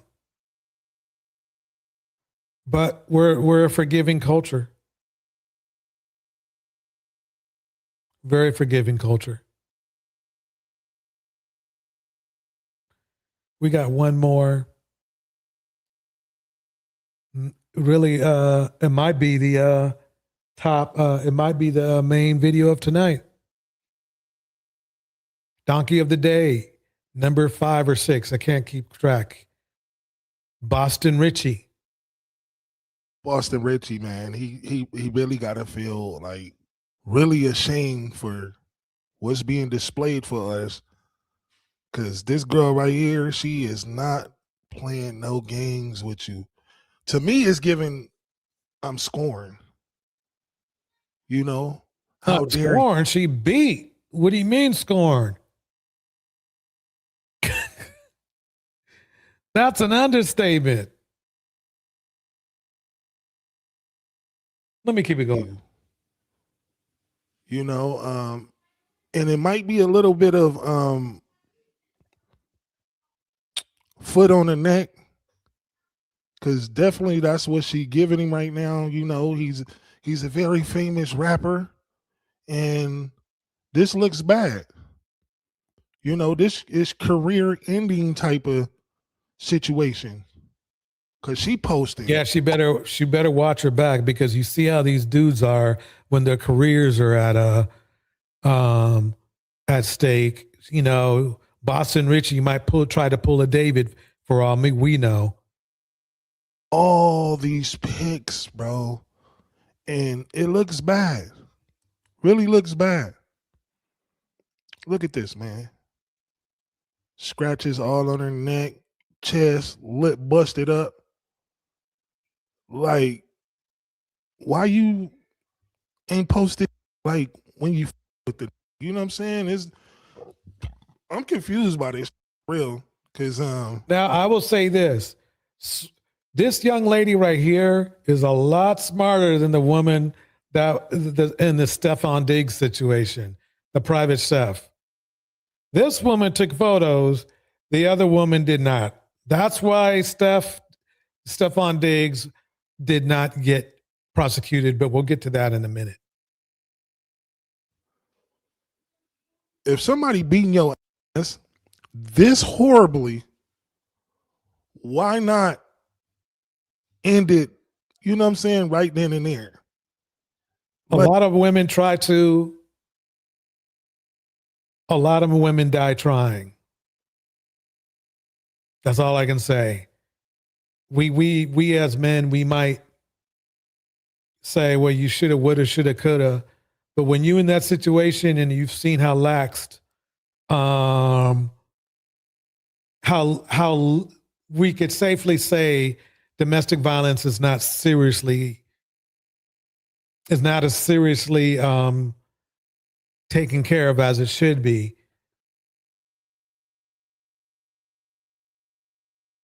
It's not as easy as we think. Like, you know what I'm saying? I don't know who she was raised by, but anybody getting it beat or has some type of violence against them, your family member is going to teach you, like, hey, don't accept this. Go get some help. You know what I'm saying? Go, you know, call 911 or go get your family members and get on this. Let me see if there's any Boston Ritchie news. Deontay, what are your thoughts on this so far? I think that Boston Ritchie situation is terrible. I saw how, at least what first got released about him and you know, what his sexual proclivities was with his girl, and that was highly embarrassing. To be honest with you, and it might be sad to say this, but it's the truth. Amongst the black men in the community, at least the people who understand or see what's going on with this Boston Ritchie, his sexual preferences with his girl was more important than him actually putting his hands on her. Like, they're more mad at him about that, about him. You know, he likes when she pegs him, basically, or when she did do it or whatever. Damn. But yeah, that was the first thing that came out, and that's all anybody care about. At least, like, from the men's side, like, not saying that, you know, generally the majority of men agree. Like, you know what I'm saying? Like, putting your hands on a woman is a terrible thing to do, you know? So it's not like people are championing that. It's just that, of course, that's bad, but they can't believe, because she released text messages before all of this saying that showing that she went and got a toy that she could wear and enter into him, if you know what I'm saying. And Yeah, I do. he was telling her how he was so excited that he couldn't wait to get over there to have that event happen. So Dang. yeah. So it's yeah. So anyway, that's what they, tripping about. But either way, it's a terrible situation with Boston Ritchie that he getting exposed like this. But to me, it's like you get this is nothing new. So you should understand, like the way I look at it, I look at manipulation both ways. From either if a man is doing it to a woman or a woman is doing it to a man. And if you make it to a certain level in life, especially uh, career wise or financial wise or whatever you want to say, like you should understand that people are always looking at an angle for you, and they're always going to protect themselves and create their own insurance. Mm-hmm. So something as simple as her just saving these text messages and taking these pictures of these whoopings she was getting from him, that's not diabolical. That's just her protecting her in case some shit happen, like today. So that's on him. Exactly. Let's listen to what Boston Ritchie has to say. Here we go. I'm gonna say this, bro. Well, I hate to say this because I ain't even the type of the internet nigga that go on the internet and goddamn speak on my personal life, my relationship status, shit, my career, anything that I don't went through. Like I ain't never been a nigga that run to the net and try to speak my behalf on a situation. I always take it to the chin. But it shit damaging it when it's like a person you love take advantage and bully you at all costs. When I'm a nigga that don't sit back and sacrifice everything for this girl. To my nigga, I don't want to against my mama, my sisters, my BM, nigga, my label, nigga, I don't want to against the world about this girl. And since day one, the first time a motherfucker seen me and Shawty together, it been negative. It always been negative. Like even with the age shit, the underage shit, I ain't never going to that and tell nothing about that, tell the truth about that. I always live by one thing. I'm gonna protect you. I'll take it to the chin. As long as you go up, I'm cool with it. But it gets to the point like I done went through everything with this girl, bro. From the lawsuits, bro, from the blackmailing me, put me in jail. Man. Notice how he's leaving out the fact that he beats the tar off of her. Nigga, I don't nigga even name it. Nigga, I done went through this shit, nigga. I done went through this shit, nigga, with my chest up, nigga. Oh, let's feel sorry for Boston Ritchie. My head up, nigga, my chest out, nigga. I done went through this shit privately, nigga, just as a man. And it genuinely don't beat up women. And it kind of like we're gonna speak on the real of this shit. Like, fuck all the Instagram shit, fuck all the keeping up an image. We're gonna speak on the real. Because he's about to cry or something. Damn. He about to cry or something. Let's check out this one. It's the problem I got right now with y'all females. I bet you niggas that got some paper, that spending some paper. The nigga weirdo, as long as he's spending some bread, y'all don't give a but y'all wanna, as soon as the nigga, so y'all get mad at the nigga exposing it. How about y'all just don't associate with niggas that do shit like that? Don't wait till you get mad at a nigga you wanna expose me. Stop talking to niggas anyway. It's the problem I got right now with y'all females. I bet. See, he said the problem I got with y'all right now with y'all females. So basically these dudes, they really like each other better. He's giving himself away. He's telling us that he doesn't like women and that he's willing to protect a man over a woman, a man who's got his own muscle tissue and everything. That's why we call these dudes romantic. We're not saying that they're having sex together, nothing like that, but they're actually spinning all their emotions on each other. This is crazy. He's literally defending this dude because a woman exposed this dude for beating the tar off of her. This is just crazy to me. See, and it just multiplies. It multiplies more and more and more and more. You got more of these dudes. These dudes, that's why these dudes don't really take it serious, black women serious when they get beat up, because they do it too. They do it too. Like got some paper, that spending some paper. Though, as long as he's spending some bread, y'all don't give a. But y'all want to, as soon as the nigga, so y'all get. Oh, he's thinking because he's spending money on the woman that she should be able to take a couple chin checks. Oh man.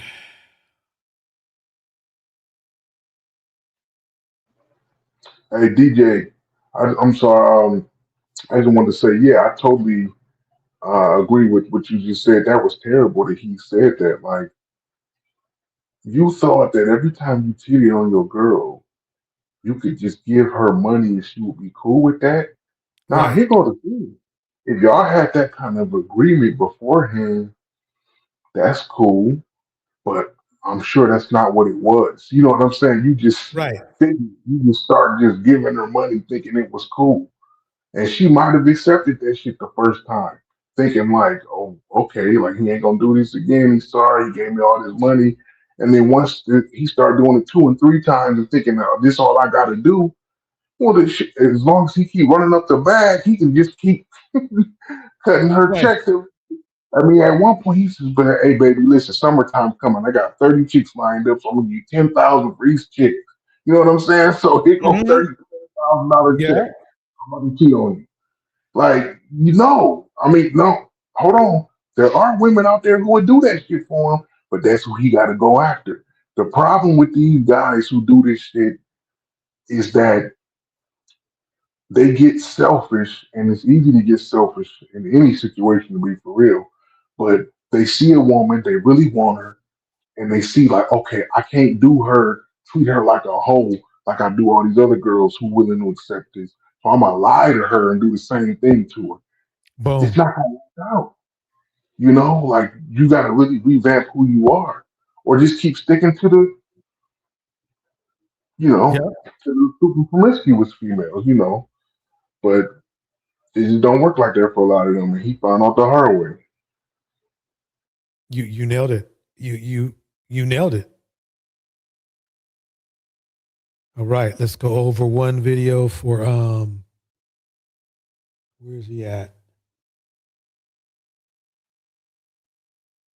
The date of December 2nd. Yes. Were you still employed by Mr. Diggs at this time? Yes. This is what happened here. A lot of people are saying that Stephone is innocent and everything. And he is. Technically, he's innocent. And they're telling him to sue the chef. I don't know why, because she was asking him for her money. He wasn't paying her anyway. So, but the thing is this, quite honestly, I do feel, whether it was to the extent of what she said or not, I don't know. But I do know that probably what happened, but she did not have enough evidence to move the needle. I don't even know why Boston brought it up. Maybe because they just thought they had to. Because if they were relying on her, when I heard, because I watched a little bit of this, when I heard the lawyer say, okay, do you have any photos of the harm he caused? And she said no, but I took photos 2 weeks later. I was like, that's a wrap. That's a wrap. Like somebody I remember saying, it's not what you know, it's what you can prove. So I won't be too mad for her though, because quite honestly, I don't know about you, Deontay, but I think Stephone Diggs is gonna join the AB club, the Antonio Brown club. I think I think either one, other women that were shown to the Hands and Feet Club by Stephone is going to be exposed, or he's going to keep on doing this. I don't know why Cardi wants to be around a man like this. But hey, what do you think, Deontay? Well, I think I think a lot of things, man. Well, just because you ended with Cardi, Cardi wants to be around a man like this because that's what Cardi is into. Like people are going to, it's hard to change people, you know. Yes. It's hard, especially when they get older. Once you hit that 25, and I don't mean old either, by the way. Hold on, I'm about to say like once you hit that 25 to 30-year-old range, it's really hard to change after that. Then when you hit 40, it's really hard to change, and after 50, it gets even harder. And 60, it's over with. You know, that's pretty much how it goes. You know, generally. So Cardi is what way past. She's about to be 30 years old. This is what she into. You know. Now in this situation with Stephone, yeah, he got off the. You know, he was found not guilty. They didn't have enough evidence. Now here's the thing: do I believe that what she said that Stephone got mad at her and grabbed her by the neck and threw her against the wall? Hey, I wasn't there. I'm not just gonna say that he did it. Do I think it's a possibility? Hey, could be. You know, like I'm not gonna sit there and say he just, you know, but we don't know. But do I think he could have did it? Hey, you never know. Probably, maybe, who knows? But the thing that really lost this thing for her is that she ended up getting exposed. And this was the thing, like, it's like you said, it was perfect. This been going around. The whole Denzel quote from Training Day, right? It's not what you know, it's what you can prove, you know? And you have to have your stuff together. There are people who actually lied about shit that happened, but they had the shit together so hard and they were so confident in what they were saying about it that people believed it. You know, and then we see. I'm sorry about that. Opposite, where we seen people lie about something, but they were so confident and had everything together so well they won the case. Then we seen the opposite, like today, probably, maybe, where even though he might have actually did what she said, everything else around it was so terrible that it didn't matter to the jury. I mean, she was deleting text messages. She had a sexual relationship with him, living in the house with him. The relationship started before she took the job. She admitted that she knew that he was in a relationship with Cardi B and that he was messing with other girls that was on his staff. And she was cool with that until she couldn't go to Art Basel. Like, I'm like, oh, girl. Right. Yeah. She sounded too bitter. She sounded like her you could tell that it sounded like, and you would think that somebody would be like wanting to get their get back, but if that sounds like all you're there for is for get back and that you have no facts, yeah, this is going to go to the way. I don't see how they brought it forward. I don't know what they thought because she didn't even. Oh no, I'm sorry. I think they brought it forward because Stephone, I mean, remember, this happened in Boston, right? Which is right there where the Patriots are. And I believe that it was because he was a huge star in that city. He was a huge name. He really got really popular, blew up when he got with Cardi B, right? So it was a huge story for them. So I think that they tried to take advantage of it because they figured, hey, he probably really did this. They believed the girl, however it go. And they just went with it. I mean, this happens a lot, you know. Right. I mean, obviously we can all go back to what happened with Amber Heard and, you know, Johnny Depp. Like, you know, where she brought all this stuff against him and had all this evidence and pictures and everything and him knocked out with the ice cream and all this stuff. But it was too many holes that they were able to poke in her story that she was doing this for other reasons beyond that. Right. It's like this lady here. Now, Stephone D is still an asshole, but I'm gonna tell you something though.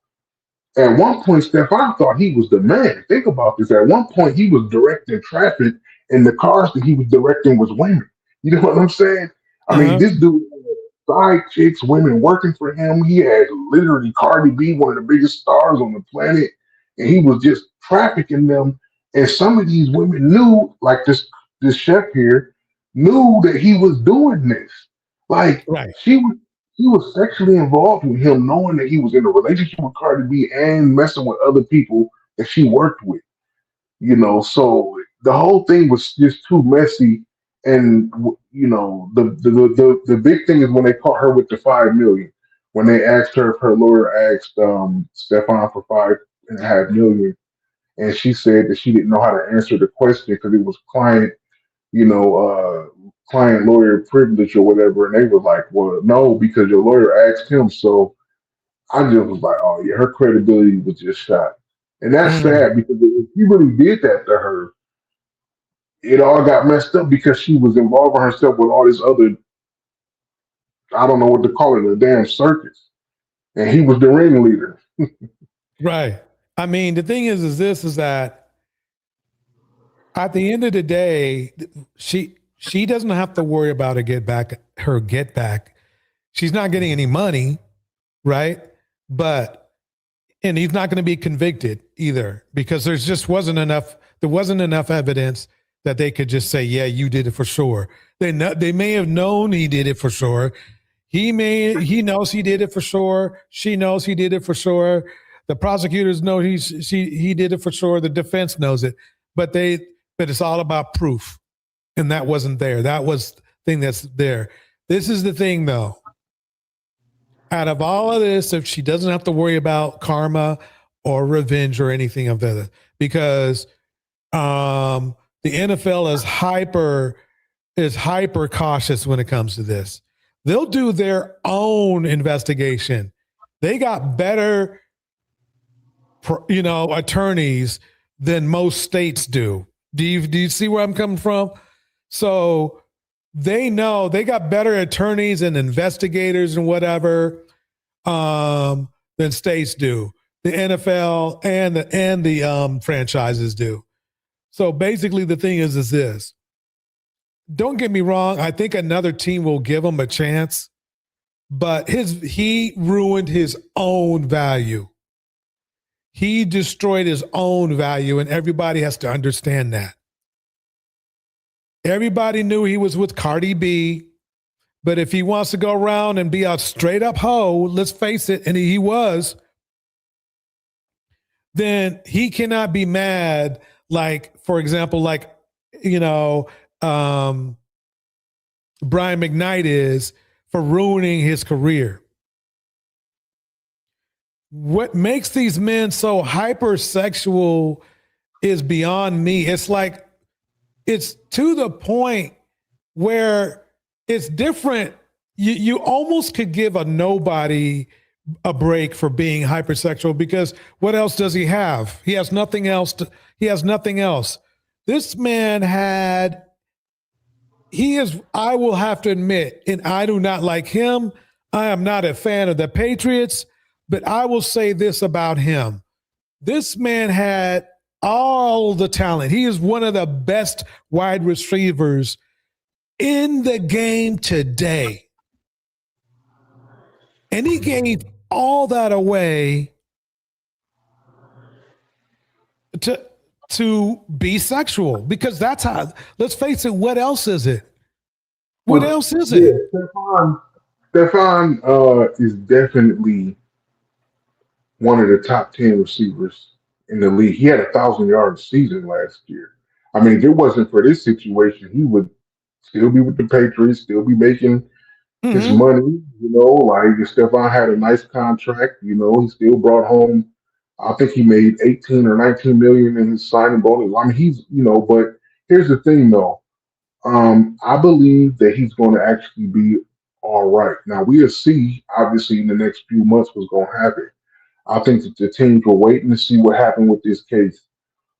Yeah, the private sector, right? The NFL and the franchises, they have more money to be able to pay for better private lawyers than what the government got, right? But at the same time, they still have, that's still the official final law in the country. So once they see that he was exonerated, especially when they see how it happened, you know, like I don't think But they'll see, have the a thing problem with is, that. it's just not this situation. I mean, it's a clear fact that he had been just like bouncing around like a pogo stick on his thing, putting in anything that moves. Yeah, but see, And that's the thing, DJ. Like, I they don't can care about. understand. 1 second. I can understand them giving him a year contract or maybe even 2 years, but they're not going to give this man that by his own skill level should be a 5-year contract, $150,000 contract, right? They're not going to give that to him because they're like, shit, we're seeing AB's clone being built right now because when AB crashed out, he was still hella good.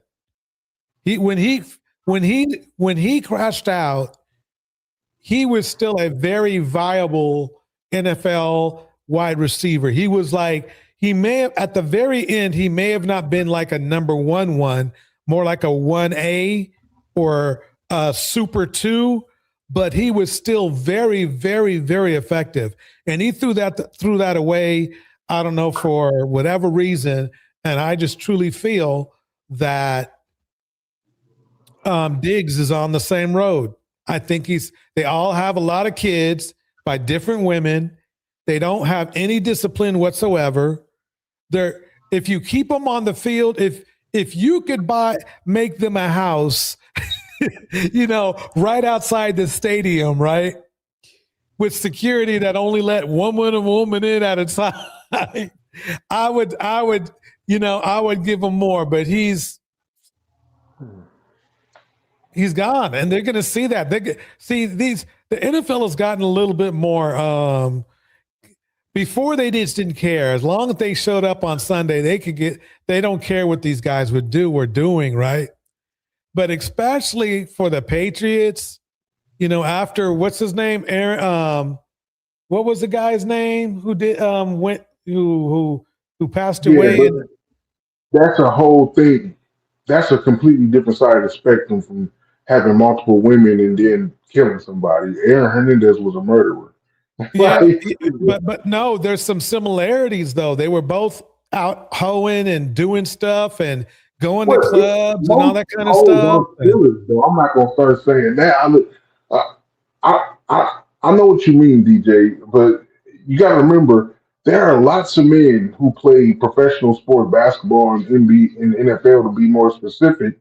Black men, if you want to even go that more specific, who have multiple children with multiple women, and that's not a problem. His problem is this criminal case. They don't care. I mean, look what happened to the Patriots head coach, Mike Vrabel. He just got caught up in a scandal by having a sexual relationship with one of the ESPN reporters or whatever. They fired. He next. He next. He can't keep his. That's even worse. See the thing about this is that let's put it this way. The Patriots right now, who was the ex Steelers coach? You talking about Tomlin? Mike Tomlin? They peeping out Tomlin. They peeping him out right now. Vrabel, Vrabel is he's like, they're like, look, if this thing blows up, you don't want the coach doing that. I think that Mike Vrabel is what he did was worse than what happened with Stephone Diggs. If you, I'm not talking about the criminal case, even though he got off. I'm just talking about the kids because this is what I'm saying. Like, is that because he did not, because he got found innocent, right? And I'm not trying to defend him. I'm just saying I know how this whole thing works. But it's something even deeper I wanted to get at. Just the difference between Stephone Diggs and look at even like a Clay Thompson, right? Both of them is being labeled as hoes. Okay, that's cool. But it's like one man has Stephone Diggs has 5 children No, I'm sorry, Like 5 6 women. children with 5 different women, and he 2 of them or 3 of them was pregnant at the same time, including Cardi B. Then he did this with this lady right here. You know what I'm saying? Like, and Cardi's still talking about messing with this dude. Oh, and that's whatever, right? Yeah. Yeah, I don't. I don't know what kind of mojo this dude has, but he has some kind of mojo. Oh, hold on, Because okay, hold on, DJ. I want to say this, right? I'm gonna say this to you, right? Stephone Diggs, this dude, he went to Maryland. Anyway, he went to school the same time my bro did. But the point is, like, this dude, Stephone, he's not one of those dudes where, you know how it's guys who make it big as rappers, entertainers, or athletes, and they couldn't get a girl for nothing, right? Unless they had money.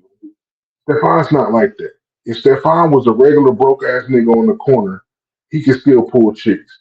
That's the type of dude that he is. So when you enhance that with money, you see what I'm saying, and fame, that's just who he was.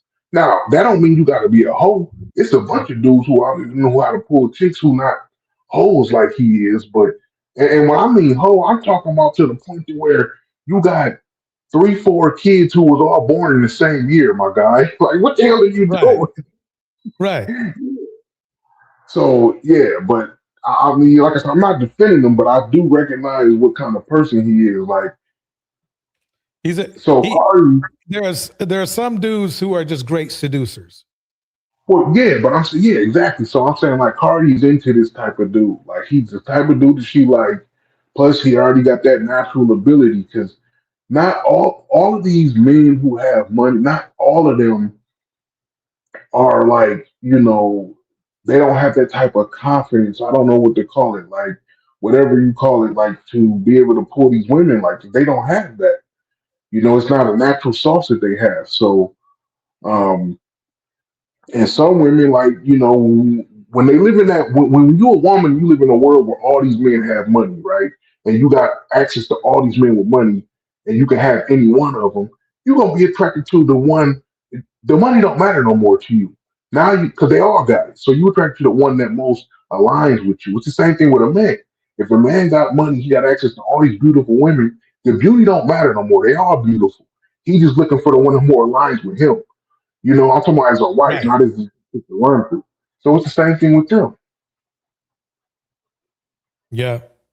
And to end the night, let me spin this right here. Has your jury agreed upon a verdict? Yes.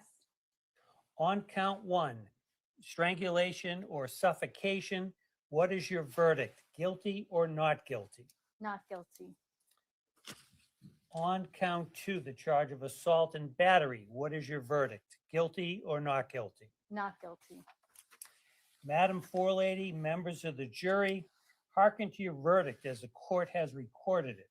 Upon your oath, you say that the defendant is not guilty of the count of strangulation or suffocation and not guilty of the count of assault and battery. So say you, Madam Forelady? Yes. So say all members of the jury? Yes. Yep. There it is, y'all. Anyway, I guess that's it. Well, Deontay, as you can see by my video lineup, it's going to be a busy week. So what do we have? Let me check and see what I got going on here. Hey, you got me again, DJ. I didn't know you was going live tonight, man. I know. Well, this one was like I just needed to slip it in because there are some things I needed to clarify that kept bothering me. So, and the donkey of the day, that helped it. That helped me through. But then, tomorrow we're going over, the Magra red pill influencer that was talking shit about, I believe he was talking shit about somebody, only to turn out that he was caught in a sting. So that's going to be interesting. I might put that on Nappy Headed 4 though. Do I want to put him on Nappy Headed 4? I might just do that. I'll see though. but then yeah, we have Nappy Headed 4 this weekend. That's this. Everybody seems to be very interested in that, and of course, the plantation buck syndrome. But yeah, I mean that's the one thing that I will say though, Deontay, is that politics. I was more in the relationship thing though. Politics moves faster than relationships. Yeah. Like we had Clay and Megan for the last, couple of weeks, right? And like 50 things in politics is, you know what I mean? When you split it up between Candace, Loomer, then you got the red pill dude, the MAGA red pill dude, and then you have what did I call him? Cash Money, and of course you have Trump. Then you have yeah, Shapiro. Yeah, it just keeps it's just blowing up. So hey, if people like what we're talking about, might as well keep it going. So DJ, I just want to say, it's a guy I see you sometimes. You show his videos. Ticket TV. I watch some of his videos sometimes. He used to be all about basketball, right? And he started going harder into politics. Like, he don't even talk about basketball no more. And it's not just that. I think it's across the board. I think people are, I don't know, maybe it's just the war that's going on, right? Because it's ridiculous, whatever. But I think people are just seeing that and they're really getting into it. Because I mean, even like the online Instagram, social media comedians, like the skit people, are making all kind of political stuff now. So I don't know. Yeah, you're absolutely right. And I'm glad you brought up the war. I think that's something that we definitely need to go over on Saturday. Not in like depth, because nobody wants. I be watching. Let me break it down. I always, I grew up in kind of like a military family, right? So believe it or not, I'm really into those war movies where, oh yeah, this fighter pilot used this plane and, this jet or whatever. And I'm into all that kind of stuff, but I just I am not going to do, I'm just not into politics because it gets so, it can get testy. Let's put it that way. But but gerrymandering, but it's important. It's some of it's important. As long as I can mix it in with what's going on in the community too, I'm good. So yeah, we got another nappy headed coming up. No, I'm sorry, it's not 4. It's nappy headed number 3, and we're gonna, and we have nappy headed versus Jigsaw. Let's see what happens. And it's weird because I'll tell you one thing, the Candace situation has gotten really crazy because now they pulled her dude into it. Have you heard about that?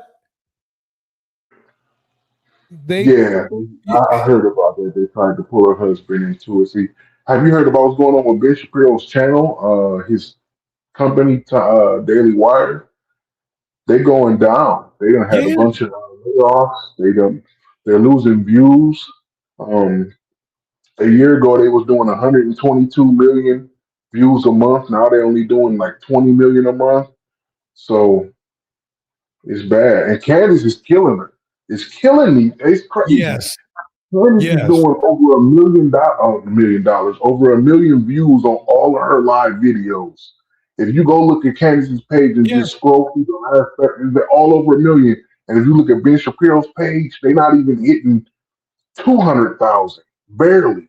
Isn't that crazy? It's crazy. So, so everybody out there, stay tuned. Stay tuned. A lot of videos coming up. I think I will, because I don't think the MAGA influencer thing is big enough to be on a solo show by himself. So I'll probably put them on the Nappy Headed show on the weekend. Give myself a day off. Yeah, that's what I'm thinking about doing. But that was just, oh man, because he was going in on I'm sorry, I can't not her name is Candy, but the Texas not the senator, but she ran for Senate. What was her name? The super popular one? You talking about Jasmine Crockett? Yeah, Jazz. He went in on Jasmine. Yeah. Something fierce saying, talking all this smack. Then you snap your fingers. Next thing you know, he's wearing orange. And it wasn't because of her. It was just because he was a pedophile. So, DJ, I just want to say real quick about Jasmine Crockett. When she ran for senator, when she first ran, I saw what was going on. I was like, okay, she might maybe have a chance if the Democrats go hard. But when I saw that they pushed the other white guy in the Democratic Party, I knew that she was going to lose because he was being pushed by her own party who was supposed to be backing her, but they didn't want her to win. But then I saw all the people dump on her when she lost, and I look back at everything that she was doing that they was dumping on, all the TikToks and the dancing and the stuff, and the whole little sister girl thing that they were saying she was doing. And you know what I realized? I was like, you know what? She was just doing what all of these Democrats, especially the black Democrats, politicians was told would win for them because it actually worked for Bill Clinton a little bit, and then it super worked for Barack Obama, right? And then it didn't work for Hillary, but Hillary didn't lose because of black people. She lost because people just didn't like her. Even white women didn't. So that's why she lost. But when Biden won, it was the black people again. You know what I'm saying? So Crockett followed that same thing, but it just got played out, man, because when Kamala ran and that whole speaking of Megan Thee Stallion, and not just her, but all of them, Beyonce, you shouldn't have to pay Beyonce $10 million to give a speech for you in Houston. Right. You know what I'm saying? She should want to do that on her own.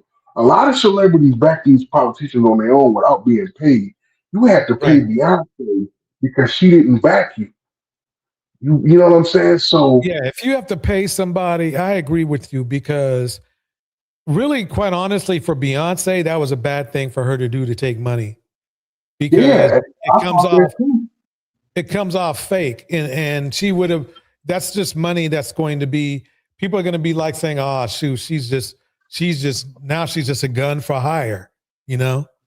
So yeah, when celebrities back these politicians, like Kid Rock, for example, Trump didn't pay Kid Rock a goddamn thing. You know what I'm saying? For him to get up there multiple times during all three campaigns, for him to say Trump is the one. You know what I'm saying? So Kid Rock is huge with these country people, especially like that pop country, that was from 2000 and on, So yeah, but I think that's what really lost it for Crockett. I do believe Crockett was going for good, and she was very smart, very studied, and it's not over for her. She's only in her early 40s, so she's gonna be all right. I mean, she can still do all kind of. We never know what's gonna happen, in the future. So in the future ain't 30, 50 years from now. Shit, the future could just be 3-5 years from now. So we'll see. Yeah, but anyway, we're gonna have a great show this weekend. Hope you can make it, Deontay. I hope I said what I said and why I seek knowledge, and Ghost can make it through, or anybody. We're gonna have open mic, so other people can come up if you want to say something. But it's gonna be a great show, and because. Let me tell you, as soon as you and I said what I said, start chopping it up, I cut off my mic. I'll let you guys chop it up. So anyway, everybody, this is DJ Torch. Let me go ahead and hit the beat. Here we go. Torch. And friends. It's about to go down, baby. Yeah. Round and around and around. Yeah. Shout out to Phoenix Soul. On stage, we have Deontay, Tiffany Jackson. I said what I said in the house.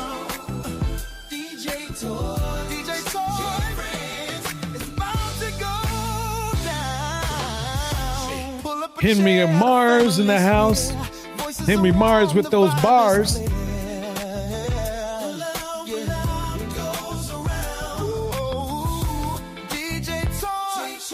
Why is seeking knowledge? A shout out to all the friends. Friends, thank you for the clips. They worked out perfectly.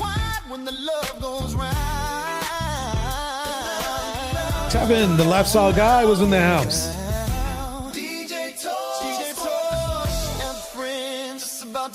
Everyone, have a good night.